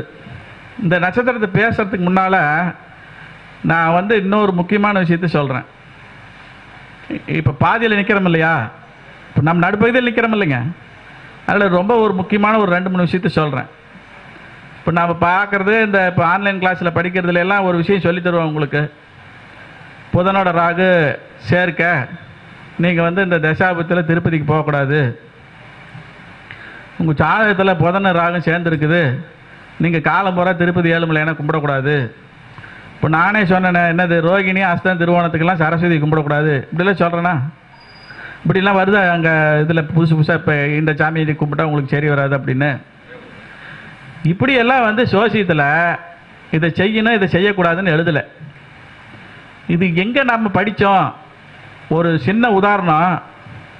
இப்போ போன மாதத்தில் உங்களுக்கு தெரியும், ஜோசியர்களுக்கு கார்த்திகை மாதம் கல்யாண மாதம்னு கொஞ்சம் கலெக்ஷன் வர்ற மாதம் தானே.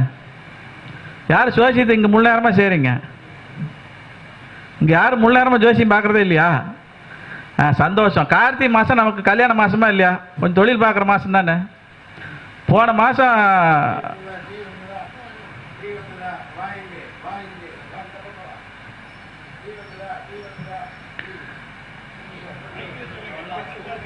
அவர் சொல்கிறார்ல ஆளாளுக்கு. அப்புறம் இப்போ கொஞ்சம் தொழில் ரொம்ப மந்தமாக இருந்துச்சு. எனக்கு வந்து ஒரு நல்ல வெல்விஷரு, இன்னொரு எனக்கு ஒரு தேவகுருன்னா இன்னொரு அசர் குருங்கிற மாதிரி எங்களுக்கு இப்போ பள்ளிப்பாளையம் ஜோதிட சங்க தலைவராக இருக்கக்கூடிய ஆனந்தன்னா ஒரு நல்ல வழிகாட்டி. நான் வந்து அந்த அன்னைக்கு இப்போ ஒரு நாள் போகிறேன், இந்த மாதிரி தொழில் கொஞ்சம் சுமாராக இருக்குது. அவர் இந்த மாதிரி சொல்கிறாரு, இதை பண்ணு அப்படின்னு. அது வந்து ஒரு சதய நட்சத்திரம் சம்மந்தப்பட்ட ஒரு காரகத்துவம் உண்டான பொருள். ஆனால் நான் வந்து ஆயில்ய நட்சத்திரம், சதய நட்சத்திரத்துக்கு உண்டானது சொல்கிறீங்க, நான் எப்படி செய்கிறது அப்படின்னு. இப்போ இந்த மாதிரி நானும் உங்களை மாதிரி டிவியில் பார்க்குறத வச்சுட்டு சொல்லிட்டேன். சதயம் தாண்டா ஒன்றா 100 ஆக்கும், சதயம் தான் ஒன்றை 100 ஆக்கும். இப்போ டிஏ ஏற்கனவே புலம்பிகிட்டு இருக்கிற ஒன்றும் இல்லைன்னு, சதயத்தில் தொட்டால் தான் நல்லா வரும் அப்படிங்கிறாரு. அது நம்ம அருமையான பாயிண்ட்டாகவும் இருந்துச்சு இல்லையா? அப்போ இதை நம்ம ஏன் பிடிக்கக்கூடாது? அப்படி ஒரு கணக்கு. இந்த மாதிரி அவங்கவுங்க நட்சத்திரத்துக்குன்னு ஒரு 7ஆவதோ ஒரு 22ஆவதோ இருக்குமா இருக்காதா? ஒவ்வொருத்தருக்கும் இருக்குமா இருக்காதா? அது எப்படி வசியம் பண்ணுறது? காலைல நம்ம மார்க்ஷீட் என்ன சொல்லும்போது சில நேரத்தில் நமக்கு படுபூச்சி வந்தால் கூட அந்த அந்த நாளில் நம்ம ஒரு காரியமாக போகிறோம்னா நம்ம கூட யாரை கூட்டிகிட்டு போகணும்னு சொல்லி கொடுத்தாருல்ல. யாரு கேட்டிங்கன்னு தெரியலையே. 5 பட்சிக்கு இன்னாரை கூட கூப்பிட்டு போனால் படுபூச்சி தோஷம் பாதிக்காதுன்னு சொன்னாங்களா இல்லையா? அந்த மாதிரி இப்போ இதுக்கு நான் ஒரு உதாரணம் சொல்லித்தரேன். அவங்கவுங்க நட்சத்திரத்துக்கு 6ஆவது நட்சத்திரம்னு ஒன்று இருக்குமா இருக்காதா? தெய்வானுங்களும் தானே.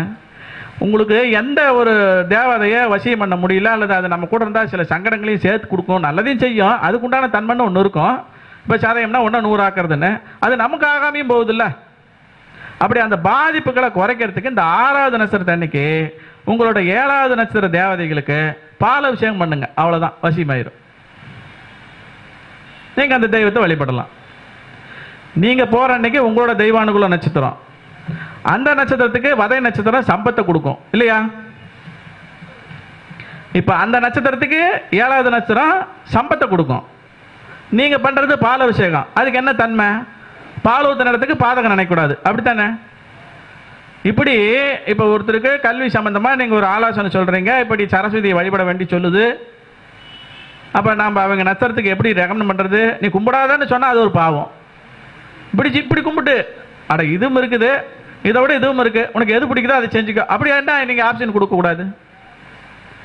அதுதான் இந்த மாதிரி வாழ்வியல் ஜோதிடங்கிறது நம்மளை சுற்றி நடக்கிற சம்பவத்தை எப்படி நமக்கு சாதகமாக பயன்படுத்துறதுங்கிறது. இதுக்கு சின்ன வயசில் எங்களுக்கு சொல்லிக் கொடுக்கும்போது ஒரு விஷயம் சொல்லுவாங்க.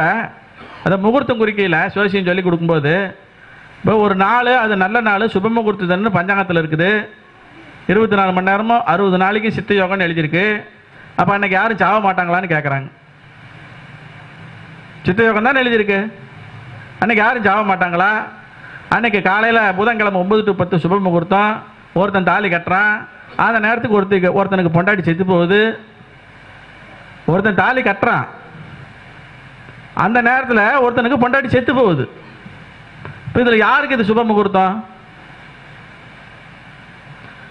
பொண்டாட்டி செத்து போனுக்கா சுப முகூர்த்தம்? கேலண்டரில் அன்னைக்கு நல்ல நாள் தான், அது 9 to 10 சுபகாரம் தான். ஆனால் அந்த நேரத்தை யாரும் சாவக்கூடாதுன்னா அது இருக்குதா? செத்து போயிடுது. இப்போ இது யாருக்கு சுப முகூர்த்தம்? அப்போ ஒவ்வொரு நட்சத்திரத்துக்கும் அவங்க நட்சத்திரத்துக்கு தகுந்த மாதிரி தான் முகூர்த்தம் குறிக்கணும்னு தெரியுதா? ஆனால் இன்னைக்கு பார்த்து என்ன பண்ணுறாங்க, எங்க இந்த மாதத்தில் 6ஆம் தேதி 7ஆம் தேதி 2ல் ஏதோ ஒன்று சொல்லுங்க. அவங்களுக்கு பிடிச்ச மண்டபம் அன்னைக்கு காலி. அப்போ இந்த இடத்துல நாம் அதெல்லாம் எப்படி மாற்றி போடணும்? இதுக்கு தான் நான் சொல்கிறது, இந்த வாழ்வியல் ஜோதிடங்கிறத பேசுகிறது, நம்மளை சுற்றி நமக்கு பெரியவங்க என்ன சொல்லி கொடுத்தாங்க அதை கொஞ்சம் கடைப்பிடிக்கணும். இப்போ பாருங்கள், இப்போ நம்ம சனிவாழ குணசேகரன் சொல்கிறாரு பிரம்ம முகூர்த்தன்னு. இதெல்லாம் வந்து ஜோசியருக்கு பாட்டி சொல்லி கொடுக்குறான், பிரம்ம முகூர்த்தம் எழுதி கொடுங்கன்னு. நம்ம ஆட்டையம்பட்டி ஈஸ்வர மாமா கிட்ட யாராவது புதன்கிழமை காலையில் பிரம்ம முகூர்த்தம் கொடுங்கன்னா சப்பு சப்புன்னு அப்பி விட்டுருவார். ஏடா சூரிய உதயத்துக்கு மூலம் முகூர்த்தம் வச்சா அது செவ்வாய்க்கிழமைக்கு சேராதா அப்படிம்பாரு. வியாழக்கிழமை பிரம்ம முகூர்த்தம்னு சொன்னால் அப்போ வியாழக்கிழமை எப்படி பிரம்ம முகூர்த்தம் வைக்கிறது? இப்போ ஒவ்வொரு கிழமைக்கும் பிரம்ம முகூர்த்தம்னு சொன்னால் 4 to 6 எடுக்கிறீங்க, எல்லா கிழமையும் எடுத்துட முடியுமா? அவங்க சொல்லி தர்றாங்க எங்களுக்கு பிரம்ம முகூர்த்தம் குறித்து கொடுங்கன்னு. அப்படி நம்ம செய்யக்கூடாது. அப்படி சில நேரத்தில் செய்ய வேண்டியதாக வருது. இப்போ ஒருத்தருக்கு 6வது நட்சத்திரமாக பூராட நட்சத்திரம் வருது. அவங்க மலையில் ஒரு காரியமே வெளியே போனால் ஜெயிக்கும். அதுக்காக மலையில் எல்லாரும் வெளியில் போனால் ஜெயிக்குமா? பெரியவங்க அது அசுப சகுனம்னு சொல்லியிருக்கிறாங்க. இப்போ நாம் எதை எடுத்துக்கிறது? பெரியவங்க சொல்லி கொடுத்த அசுப சகுனம் தான் எல்லாத்துக்கும் சொல்லணும்.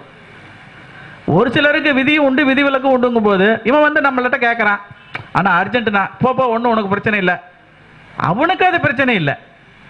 பொதுவுங்கிறது 90 பேருக்குன்னு வச்சுங்க. இப்போ அதில் விதிவிலக்குங்கிறது ஒரு 10 பேருக்கு. 10 பேரை கொண்டு விதியெல்லாம் உண்டாக்கக்கூடாது. 90 பேருக்கு இருக்கிறது தான் விதி. அதுதான் 100 பேருக்கும் சொல்லணும். மறுபடியும் பழைய இடத்துக்கே வருவோம்.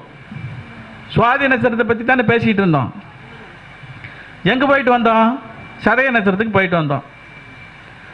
இந்த சதய நட்சத்திரங்கிறது 1 100 ஆக்குறதுன்னு சொன்னோம். சேமிக்கிற பழக்கத்தை உண்டாக்குறது சுவாதி நட்சத்திரம். சேமிக்கிற பழக்கத்தை உண்டாக்குறது சுவாதி நட்சத்திரம். ஆமாம், மறந்துடாதீங்க. இந்த சுவாதி நட்சத்திரத்துக்கு இதில் என்ன எழுதியிருக்குது அப்படின்னா, இதில் ஒரு அடையாளம் போட்டிருக்கிறது. 2 கொடுத்துருக்குறேன். ஒன்று, இவங்களை வந்து சாப்பாட்டு பிரியன் அப்படின்னு சொல்கிறாங்க. ஆனால் இதுக்கு சரியான நல்ல ஒரு அடையாளம் அப்படின்னு சொன்னால், இந்த என்ன சொல்கிறது, சூதுவாதும்பாங்கள்ல, கள்ளங்கப்படம் சூதுவாது, இப்படி சகல விதமான அயோக்கியத்தனமும் தெரிஞ்ச ஒரே நட்சத்திரம் சுவாதி தான். இதுக்கு கபடி அப்படின்னு பேர் வச்சிருக்கிறாங்க. இவனுக்கு தெரியாதே கிடையாதுரா தில்லுமுள்ளு அப்படின்னு. உணவு பிரியர்னு வச்சிருக்கிறேனே நான், அதுக்கு ஏதாவது ஒரு காரணம் சொல்லுங்க. சரி, நம்ம அண்ணன் சொன்னார் பக்கத்திலே தேனின்னு.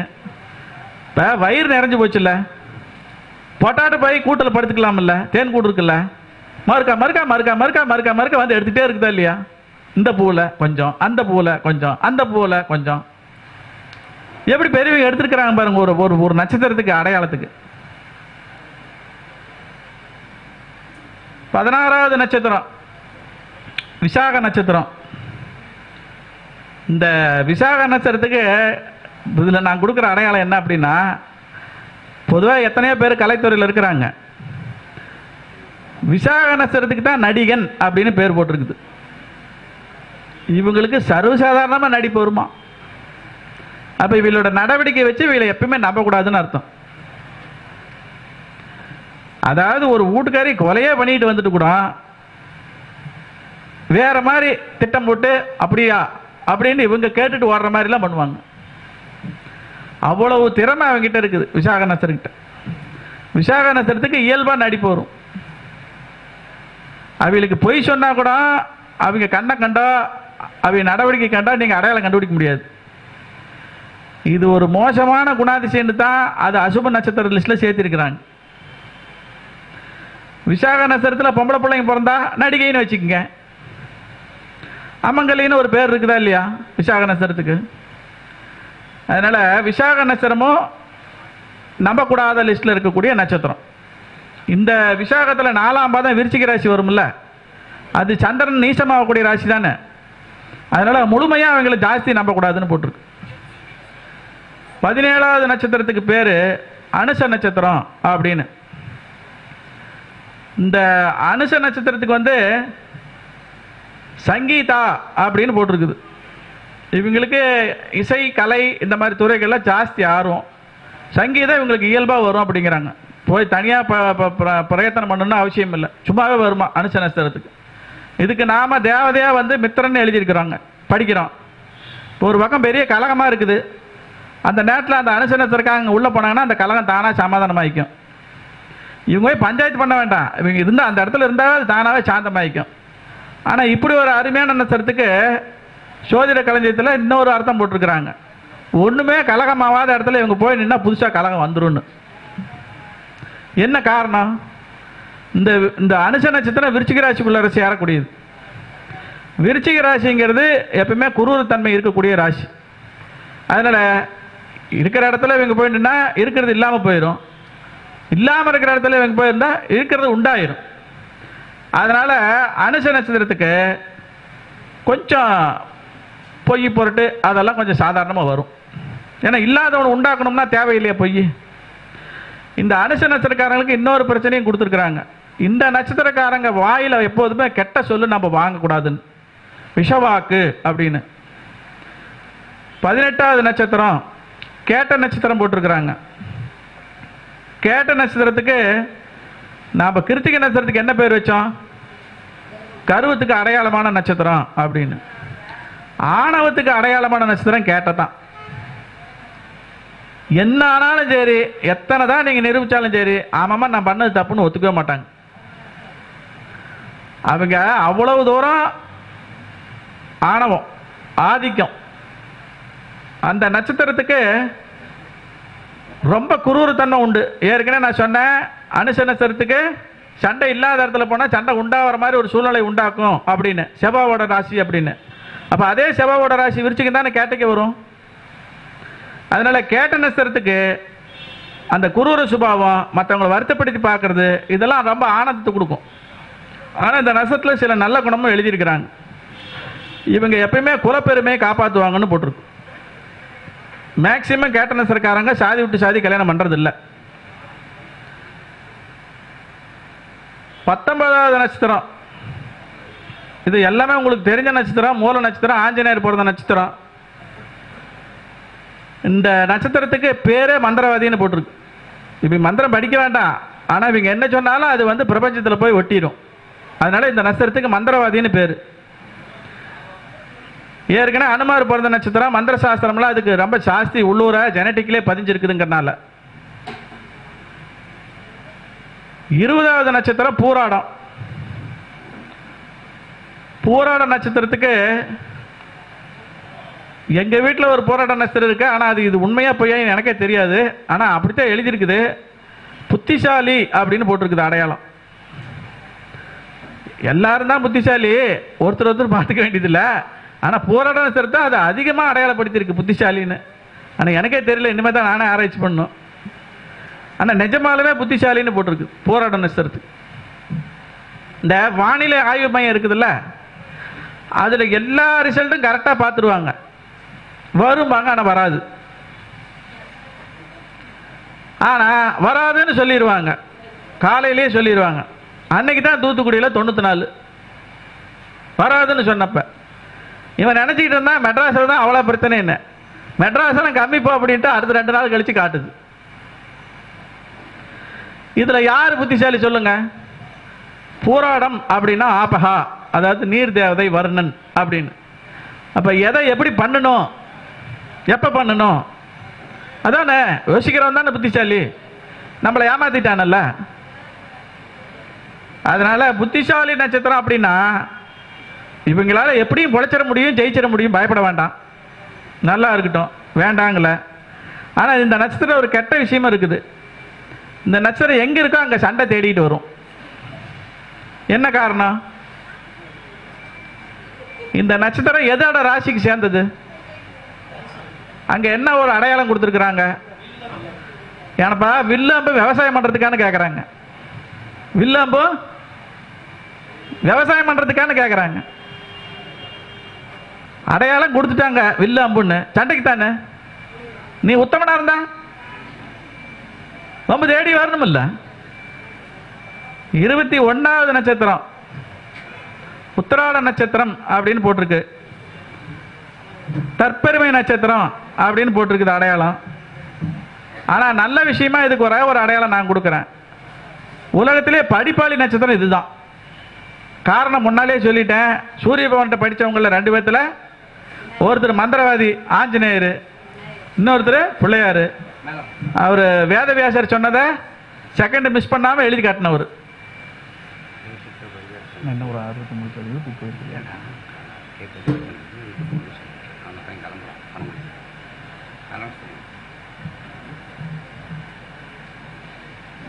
நம்ம நிகழ்ச்சிக்கு நிறைய நன்கொடைகளை வாரி வழங்கக்கூடிய கொடுமுடி கே சத்யா பரிகார சென்டர் அவர்கள் சார்பாக அவருடைய திருக்குமாரன் இங்கே நம்மிடையே வந்திருக்கிறார். அவருக்கு நமது சங்கத்தின் சார்பாக பொன்னாடை பொருத்தி கௌரவிக்கப்படுகிறது. ஒரு திரண்ட கரகோஷத்தை செலுத்தி அவரை வாழ்த்துமாறு நமஸ்கரிக்கின்றேன்.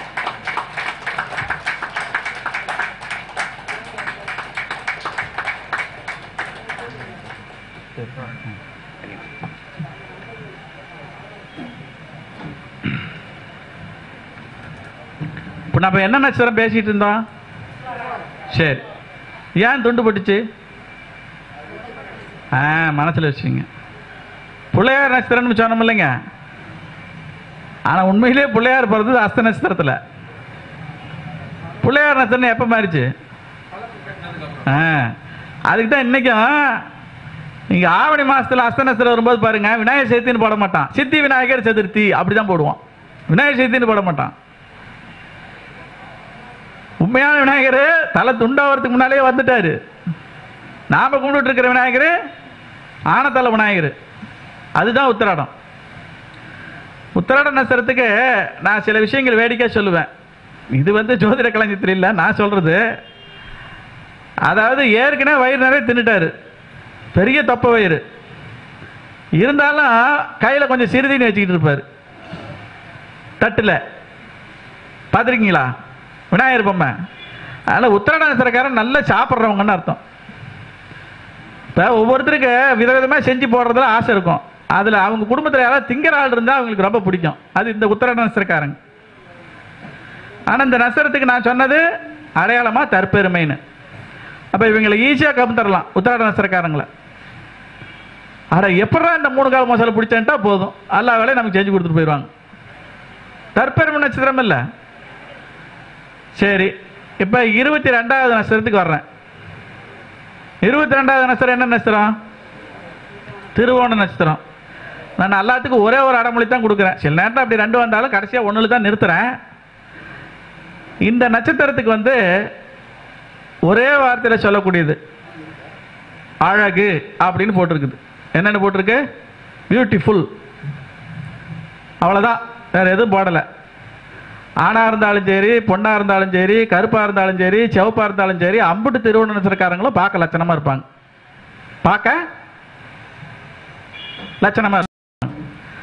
அவங்க சொல்லுவாங்க எனக்கு மூக்கு பெருசு, ஆனால் இவங்க பார்க்குறவங்க இது என்னடா அது ஸ்ரீதேவி மூக்கு மாதிரி இருக்கும்பாங்க. இது என்னடா அது, எனக்கு முகம் பெருசு, நானே சொல்கிறேன் எனக்கு நான் அழகு இல்லைன்னு. ஆனால் ரசிக்கிறதுக்கு கூட்டமே இருக்குது. திருவோண நட்சத்திரத்துக்கு தான் அழகுன்னு போட்டிருக்கு. திருவோண நட்சத்திரக்காரங்கிட்ட இயல்பாக அந்த கலை இருக்கும். என்ன காரணம்? சாட்சாத் மகாவிஷ்ணு பிறந்த நட்சத்திரம். இந்த நட்சத்திரமே தான் இவங்களுக்கு பலவீனம். ஏன்னா இதுதான் உலகத்தில் வைநாசிக நட்சத்திரம்னு போட்டிருக்கிறாங்க. உலகத்தில் வத வைநாசிகம் அப்படின்னா உங்களுக்கு தெரியும், ஏற்கனவே புனர்பூசத்தை சொல்லிட்டேன். அடுத்தது என்ன? இதுதான் திருவோணம். வத வைநாசிங்கிறது வதைனா தனத்துக்கு தானே இல்லை, யாராவது வதைப்பாங்க. வைநாசிகம்னா தனக்கு தானே. இப்போ நட்சத்திரத்துக்கு 7வது நட்சத்திரம் திருவோணத்துக்கு அஸ்வினிங்கிறேன். அவங்க முடியை தொடக்கூடாதுன்னு போட்டிருக்குது. முடிய தொடக்கூடாதுன்னு போட்டிருக்கு. முடிதானே அஸ்வினி. இவங்களுக்கு இயற்கையாகவே முடி கொட்டுற பிரச்சனை வந்துடும். முடி கொட்டுற பிரச்சனை வந்துருச்சுங்கிறதுக்கோசரமே முடியை தொட்டுக்கிட்டே இருந்தால் இருக்கிற முடியும் கொட்டி போயிடும். அப்படித்தான் ரஜினிகாட்சி. அவருக்கு எது பலம்? அவரோட ஹேர் ஸ்டைல் தான். சம்பாரிச்சது அதில் தான். அது கொட்டுதுன்னு சொல்லி ஊர் ஊராக போய் மொத்தமாக கொட்டி போச்சு. அப்போ இந்த நட்சத்திரக்காரங்க சும்மாவே அழகு தான். நீ இது கொட்டுது அது கொட்டுது நீ ஏன் நினைக்கிற? நீ கொட்டுதுன்னு சொன்னதுனால தொட்டதுனால மொத்தமாக கொட்டி போச்சு. நீ கொட்டதை கண்டுக்காம இருந்தா இருந்திருக்கணும்ல. அதனால இந்த நட்சத்திரம் இயல்பாகவே அழகான நட்சத்திரம்னு சொல்லியிருக்கிறதுனால இவங்க தேவையில்லாத தாழ்வு மனப்பான்மை உண்டாக்கிக்க கூடாது. 23வது நட்சத்திரம் என்ன நட்சத்திரம்? அவிட்டம். இதெல்லாம் ஏன் கேட்டு கேட்டு சொல்லிட்டு இருக்கிறேன் அப்படின்னா, இந்த அஸ்தத்துக்கு சித்திரம் மாறி போச்சுல, அதுக்காக. இந்த நட்சத்திரத்துக்கு வந்து ஒரே வாரத்தில் எழுதியிருக்கிறது. எத்தனையோ அடையாளங்கள் ஒவ்வொரு நட்சத்திரத்துக்கு இருக்குது. நான் சொல்லிட்டு இருக்கிறது ஒரு வரி தானே, அதுக்கே இவ்வளவு நேரம் ஆகி போச்சுல்ல. விவசாயி அப்படின்னு எழுதியிருக்கு. இந்த நட்சத்திரத்துக்கு தான் உண்மையான விவசாயின்னு. வீட்டை பூமி இருந்தாலும் இல்லைனாலும் இவை கையால் எது வச்சாலும் விளையும். இவை கையால எது வச்சாலும் விளையும். விவசாய பொருட்களை இவங்க வீண் பண்ண மாட்டாங்க. விவசாய பொருட்களை வீண் பண்ண மாட்டாங்க. சும்மா நாம பூமிக்காரங்க மகரத்தில் செவ்வாய் உச்சம் அப்படி கூட எடுத்துக்கிறதுனா எடுத்துங்க. ஜோசியத்தில் நாங்கள் எழுதியிருக்கிறது எல்லாத்துக்கும் பொருந்தக்கூடிய உதாரணமா. நீ அந்த ஃபீல்டில் இருந்தாலும் இல்லைனாலும் உனக்கு ஜெனட்டிக்கில் இந்த பதிவு எழுதப்பட்டிருக்குது. நீ தொட்டா அது தொலங்கும். நீ தொட்டா அது தொலங்கும். அதுபோல 24வது நட்சத்திரம், இது ஏற்கனவே பெருமை சொல்லிட்டேன், சதையன்னு. இருந்தாலும் இந்த நட்சத்திரத்துக்கு சிற்றுண்டி பிரியர் அப்படின்னு போட்டிருக்குது. இந்த நட்சத்திரத்துக்கு என்ன போட்டிருக்குது? சிற்றுண்டி பிரியர், ஸ்நாக்ஸ். இந்த நொறுக்கு தீனிப்பாங்கல்ல, அதை வந்து ஜாஸ்தி சாப்பிட்றவங்க அப்படின்னு. தின்னுக்கிட்டே இருக்கிறவங்க கூட எடுத்துங்களேன், நேரங்காலம் பார்க்காம. இது நாம் எப்படி கன்வெர்ட் பண்ணுறது? இப்போ இதுக்கு வந்து உரலை தானே அடையாளமாக போட்டிருக்கிறான். கடவுடான்னு இந்த உரலை என்னத்தையாவது போட்டு உருட்டிக்கிட்டே இருக்கிறோம்ல, அப்படியும் அடையாளம் எடுத்துக்கலாம். அரைக்கிறது இல்லைங்க, செக்கில் அரைக்கிறதுனால திங்கிறத அரைக்கிறதுனால ஒன்று தானே. சிற்றுண்டி எல்லாரும் தின்னுட்டே இருக்க, அரைச்சா தானே திங்க முடியும். சரி, இதை இப்படியே மாற்றுங்க. இப்படியே அரைக்கையில் கடவுடான சத்தம் வருமா? ஆனால் அவ்வளோதானே, 2 நட்சத்திரம் தானே இருக்கு. அந்த கடவுடான சத்தம் வர்றது இந்த வயிற்றால போகிறவங்களுக்கு வரும், பார்த்துருக்கீங்களா? கடவுடான சத்தம் வயிற்றால போனாலும் வரும்ல. அப்படின்னா எழுதிக்க, சதய நட்சத்திரத்துக்கு வயிற்று வலின்னு. ஆனால் நான் உங்களுக்கு ஒரே உதாரணம் சொல்றதுன்னா சிற்றுண்டி பிரியர். இன்னொன்று எக்ஸ்ட்ராவாக எழுதிக்கிங்க. 25வது நட்சத்திரம் என்ன நட்சத்திரம்? புரட்டாதி நட்சத்திரம். குபேரம் போகிற நட்சத்திரம்னு பேர். இவங்களுக்கு அடையாளமே குபேரன் தான். இவங்கிட்ட வசதி இருந்துச்சு இல்லை, அப்படி தாராளமாக இறக்கிறவங்க. அப்படி தாராளமாக இருந்தாலும் இல்லைனாலும் சொகுசாத்தான் இருப்பாங்க. இருந்தாலும் இல்லைனாலும் சொகுசாத்தான் இருப்பாங்க. பாருங்க, நான் ஏற்கனவே அவிட்ட நட்சத்திரம் கும்பராசிக்கு வரும்னேன், விவசாயின்னேன், தானியத்துக்கு பஞ்சம் இருக்காது. சதையை 1 100ஆக்குறதுன்னே, கும்பராசியில் தான் வருது, அதுவும் பஞ்சம் இருக்காதுன்றுச்சு. சரி, இப்போ நான் புரட்டாதி சொல்கிறேன், குபேர நட்சத்திரன்னு, பொண்ணு பொருள், அதுவும் பஞ்சம் இருக்காது. இது தெரிஞ்சுதான் நம்ம பெரியவங்க கும்பத்தில் பிறந்தோருக்கு துன்பமில்லை என்னாலும் அப்படின்னா. இன்னைக்கு கும்பராசியில் தான் ஜெம்மசனி வந்திருக்குது. நிறைய பேர் பயந்துட்டு வந்து கேட்டுட்டு இருப்பாங்க நம்ம கிட்ட. ஜெம்மசனி தான் அவர் ராசியில் தானே அவர் ஆட்சி ஆகிறாரு, பயம் இல்லை. புதுசாக பிடிச்சிருக்கிறது யாருக்கு? மீனராசிக்கு. மீனராசிக்கு பயப்பட தேவையில்லை. ஏன்னா ரேவதி நட்சத்திரம் அதில் இருக்குது, சனீஸ்வரனோட சொந்த நட்சத்திரம். அப்போ சனீஸ்வரனோட சொந்த ராசி கும்பத்துக்கும் பாதிப்பு கம்மி, மீனத்தில் ரேவதி நட்சத்திரக்காரங்களுக்கும் பாதிப்பு கம்மி. புது ஏழ்றைன்னு பயந்துக்க வேண்டியதில்லை. சீக்கிரம் கிளம்புன்னு எடுத்து கொடுத்தாரு. சரி, இப்போ நாம் வந்து குபேரம் போகிற நட்சத்திரம் புரட்டாதின்னு சொல்லியிருக்கிறோம். இப்போ உங்கள் குடும்பத்தில் ரொம்ப யாராவது வறுமையாக இருக்கிறவங்களாம் இருக்கிறாங்கன்னு வச்சுங்களேன், அது மாதிரி ரொம்ப எப்போ எதுவுமே அவங்களுக்கு தரித்திரம் தீரவே மாட்டேங்குது அப்படிங்கிறவங்களாம் இந்த புரட்டாதி நட்சத்திரக்கார பசங்க பிள்ளைங்களை வீட்டுக்கு கூப்பிட்டு வச்சு கொஞ்சம் சாப்பிட வச்சு சந்தோஷப்படுத்தி அவங்க மூலிமா ஏதாவது ஒரு பக்கத்தில் ஏதாவது ஒரு சின்ன பொருளுக்கு வாங்கி பர்ச்சேஸ் பண்ணுறதுக்கு கூப்பிட்டு போய் பில்லு போட்டு அதை அந்த வீட்டில் வச்சுக்கிட்டு இருந்தாங்கன்னா கூட அவங்க வறுமையெல்லாம் நீங்கிடும்.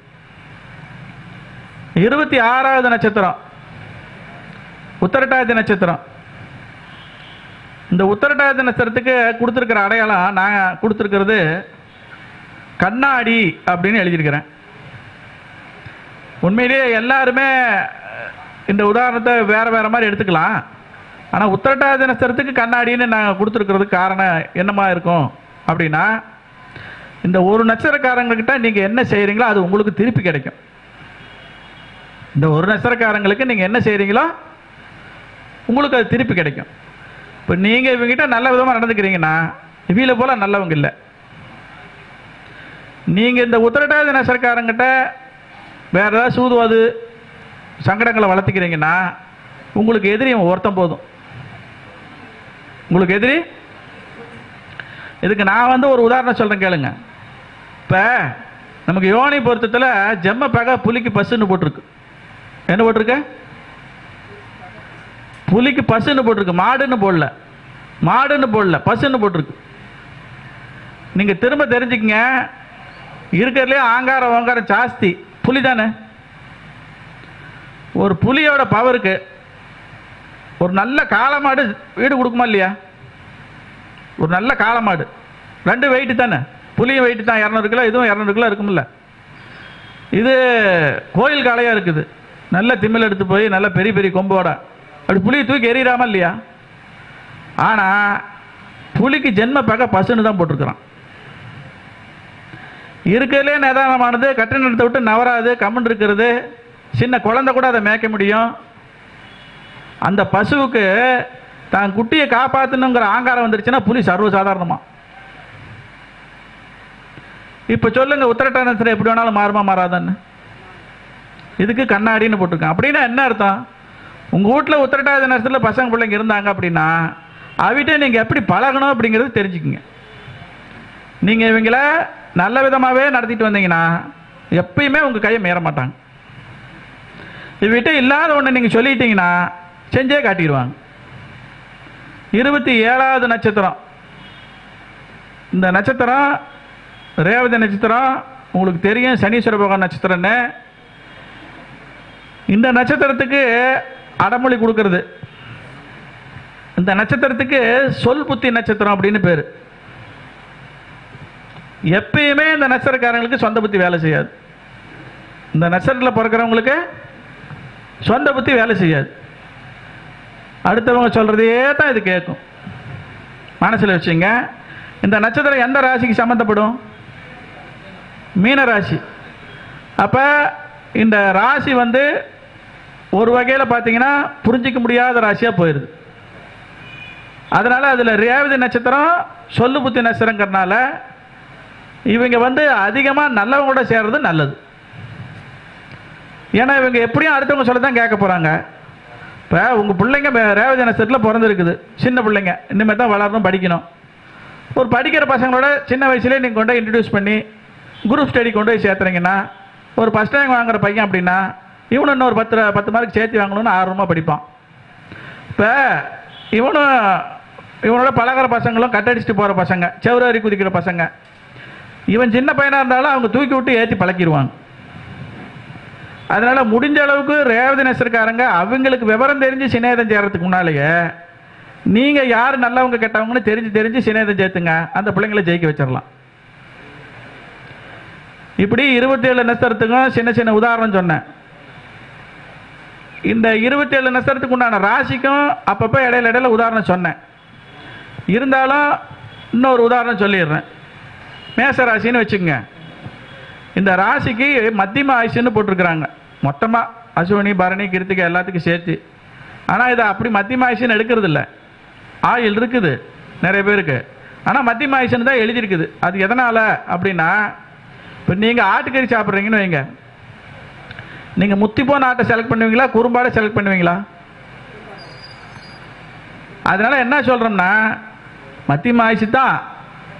சிலது ஏதாவது அப்படி நேர்ந்து விட்டுருப்பாங்க, கோயிலுக்கு விட்டுருப்பாங்க, அந்த அந்த பருவத்தை அது தாண்டிடுச்சுன்னா கெல்டு தட்டிடுது, நிறைஞ்ச ஆயுசு. அந்த வெட்டுப்பள்ளிக்கு உண்டான அந்த ஏஜ் அது தாண்டிடுச்சுன்னா அதுக்கப்புறம் அதை கண்டுக்கிறது இல்லை அவங்க. இப்போ கோயில் ஆடெல்லாம் பார்த்துருக்கீங்களா, நேர்ந்து விட்டதெல்லாம், அதெல்லாம் கெல்டு தட்டி போகிற அளவுக்கு வாழுது. ஆனால் கரெக்டாக அந்த பருவத்தை தாண்டையில் அதுக்கு சிக்கல் வருதா இல்லையா?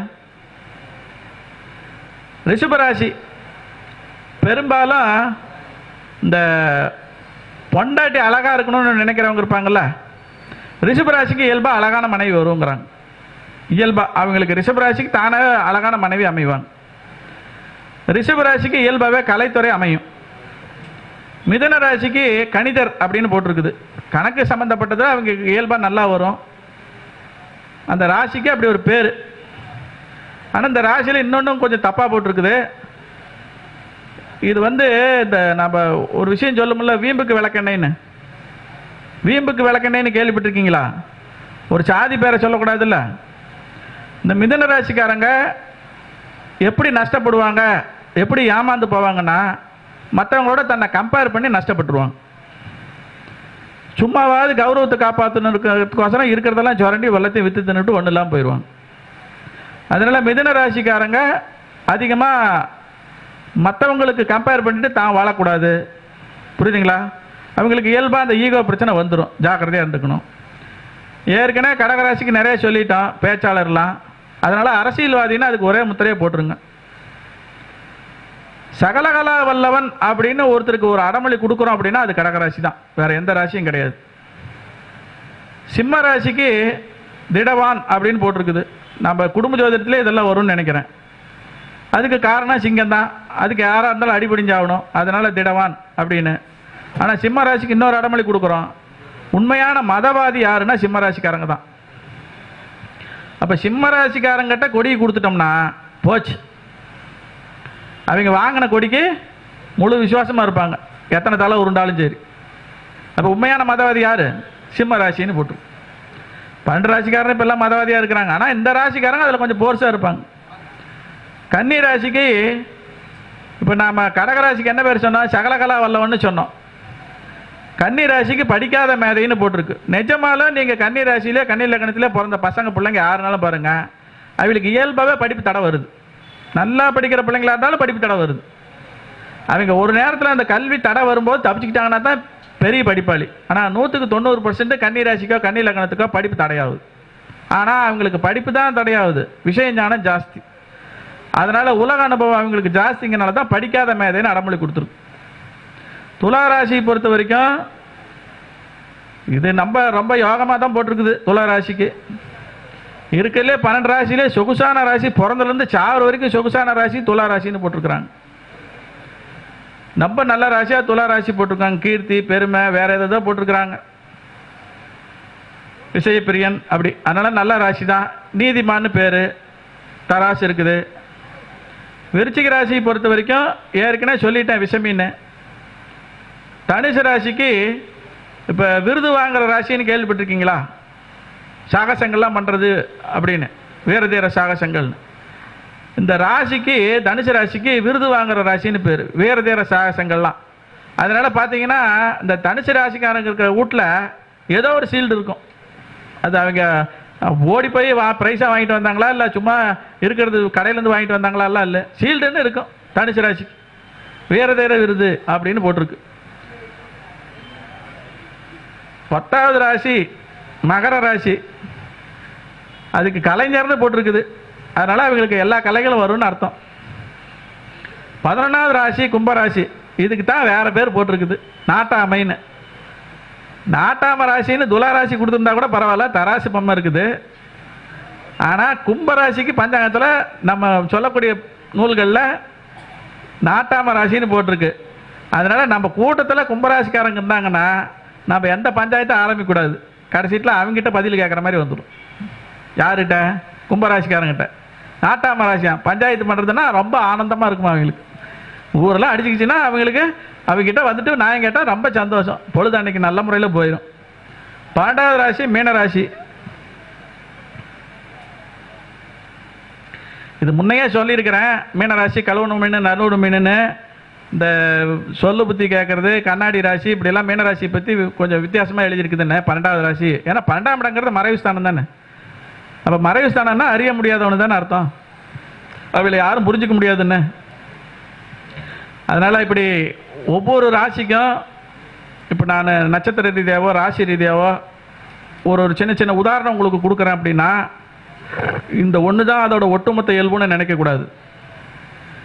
இந்த மாதிரி நீங்கள் உங்களை சுற்றி நடக்கக்கூடிய சம்பவங்களை அடிப்படையாக வச்சு உங்களோட கற்பனை, நம்மளோட சாஸ்திரத்தில், இலக்கியத்தில், இதிகாசத்தில் என்னெல்லாம் கொடுத்துருக்காங்க அதில் கொஞ்சம் கூட கூட சேர்த்துக்கிட்டீங்க அப்படி சொன்னால் நீங்கள் புஸ்தகம்னு தனியாக வாங்கி காரகத்துவம் படிக்க தேவையில்லை.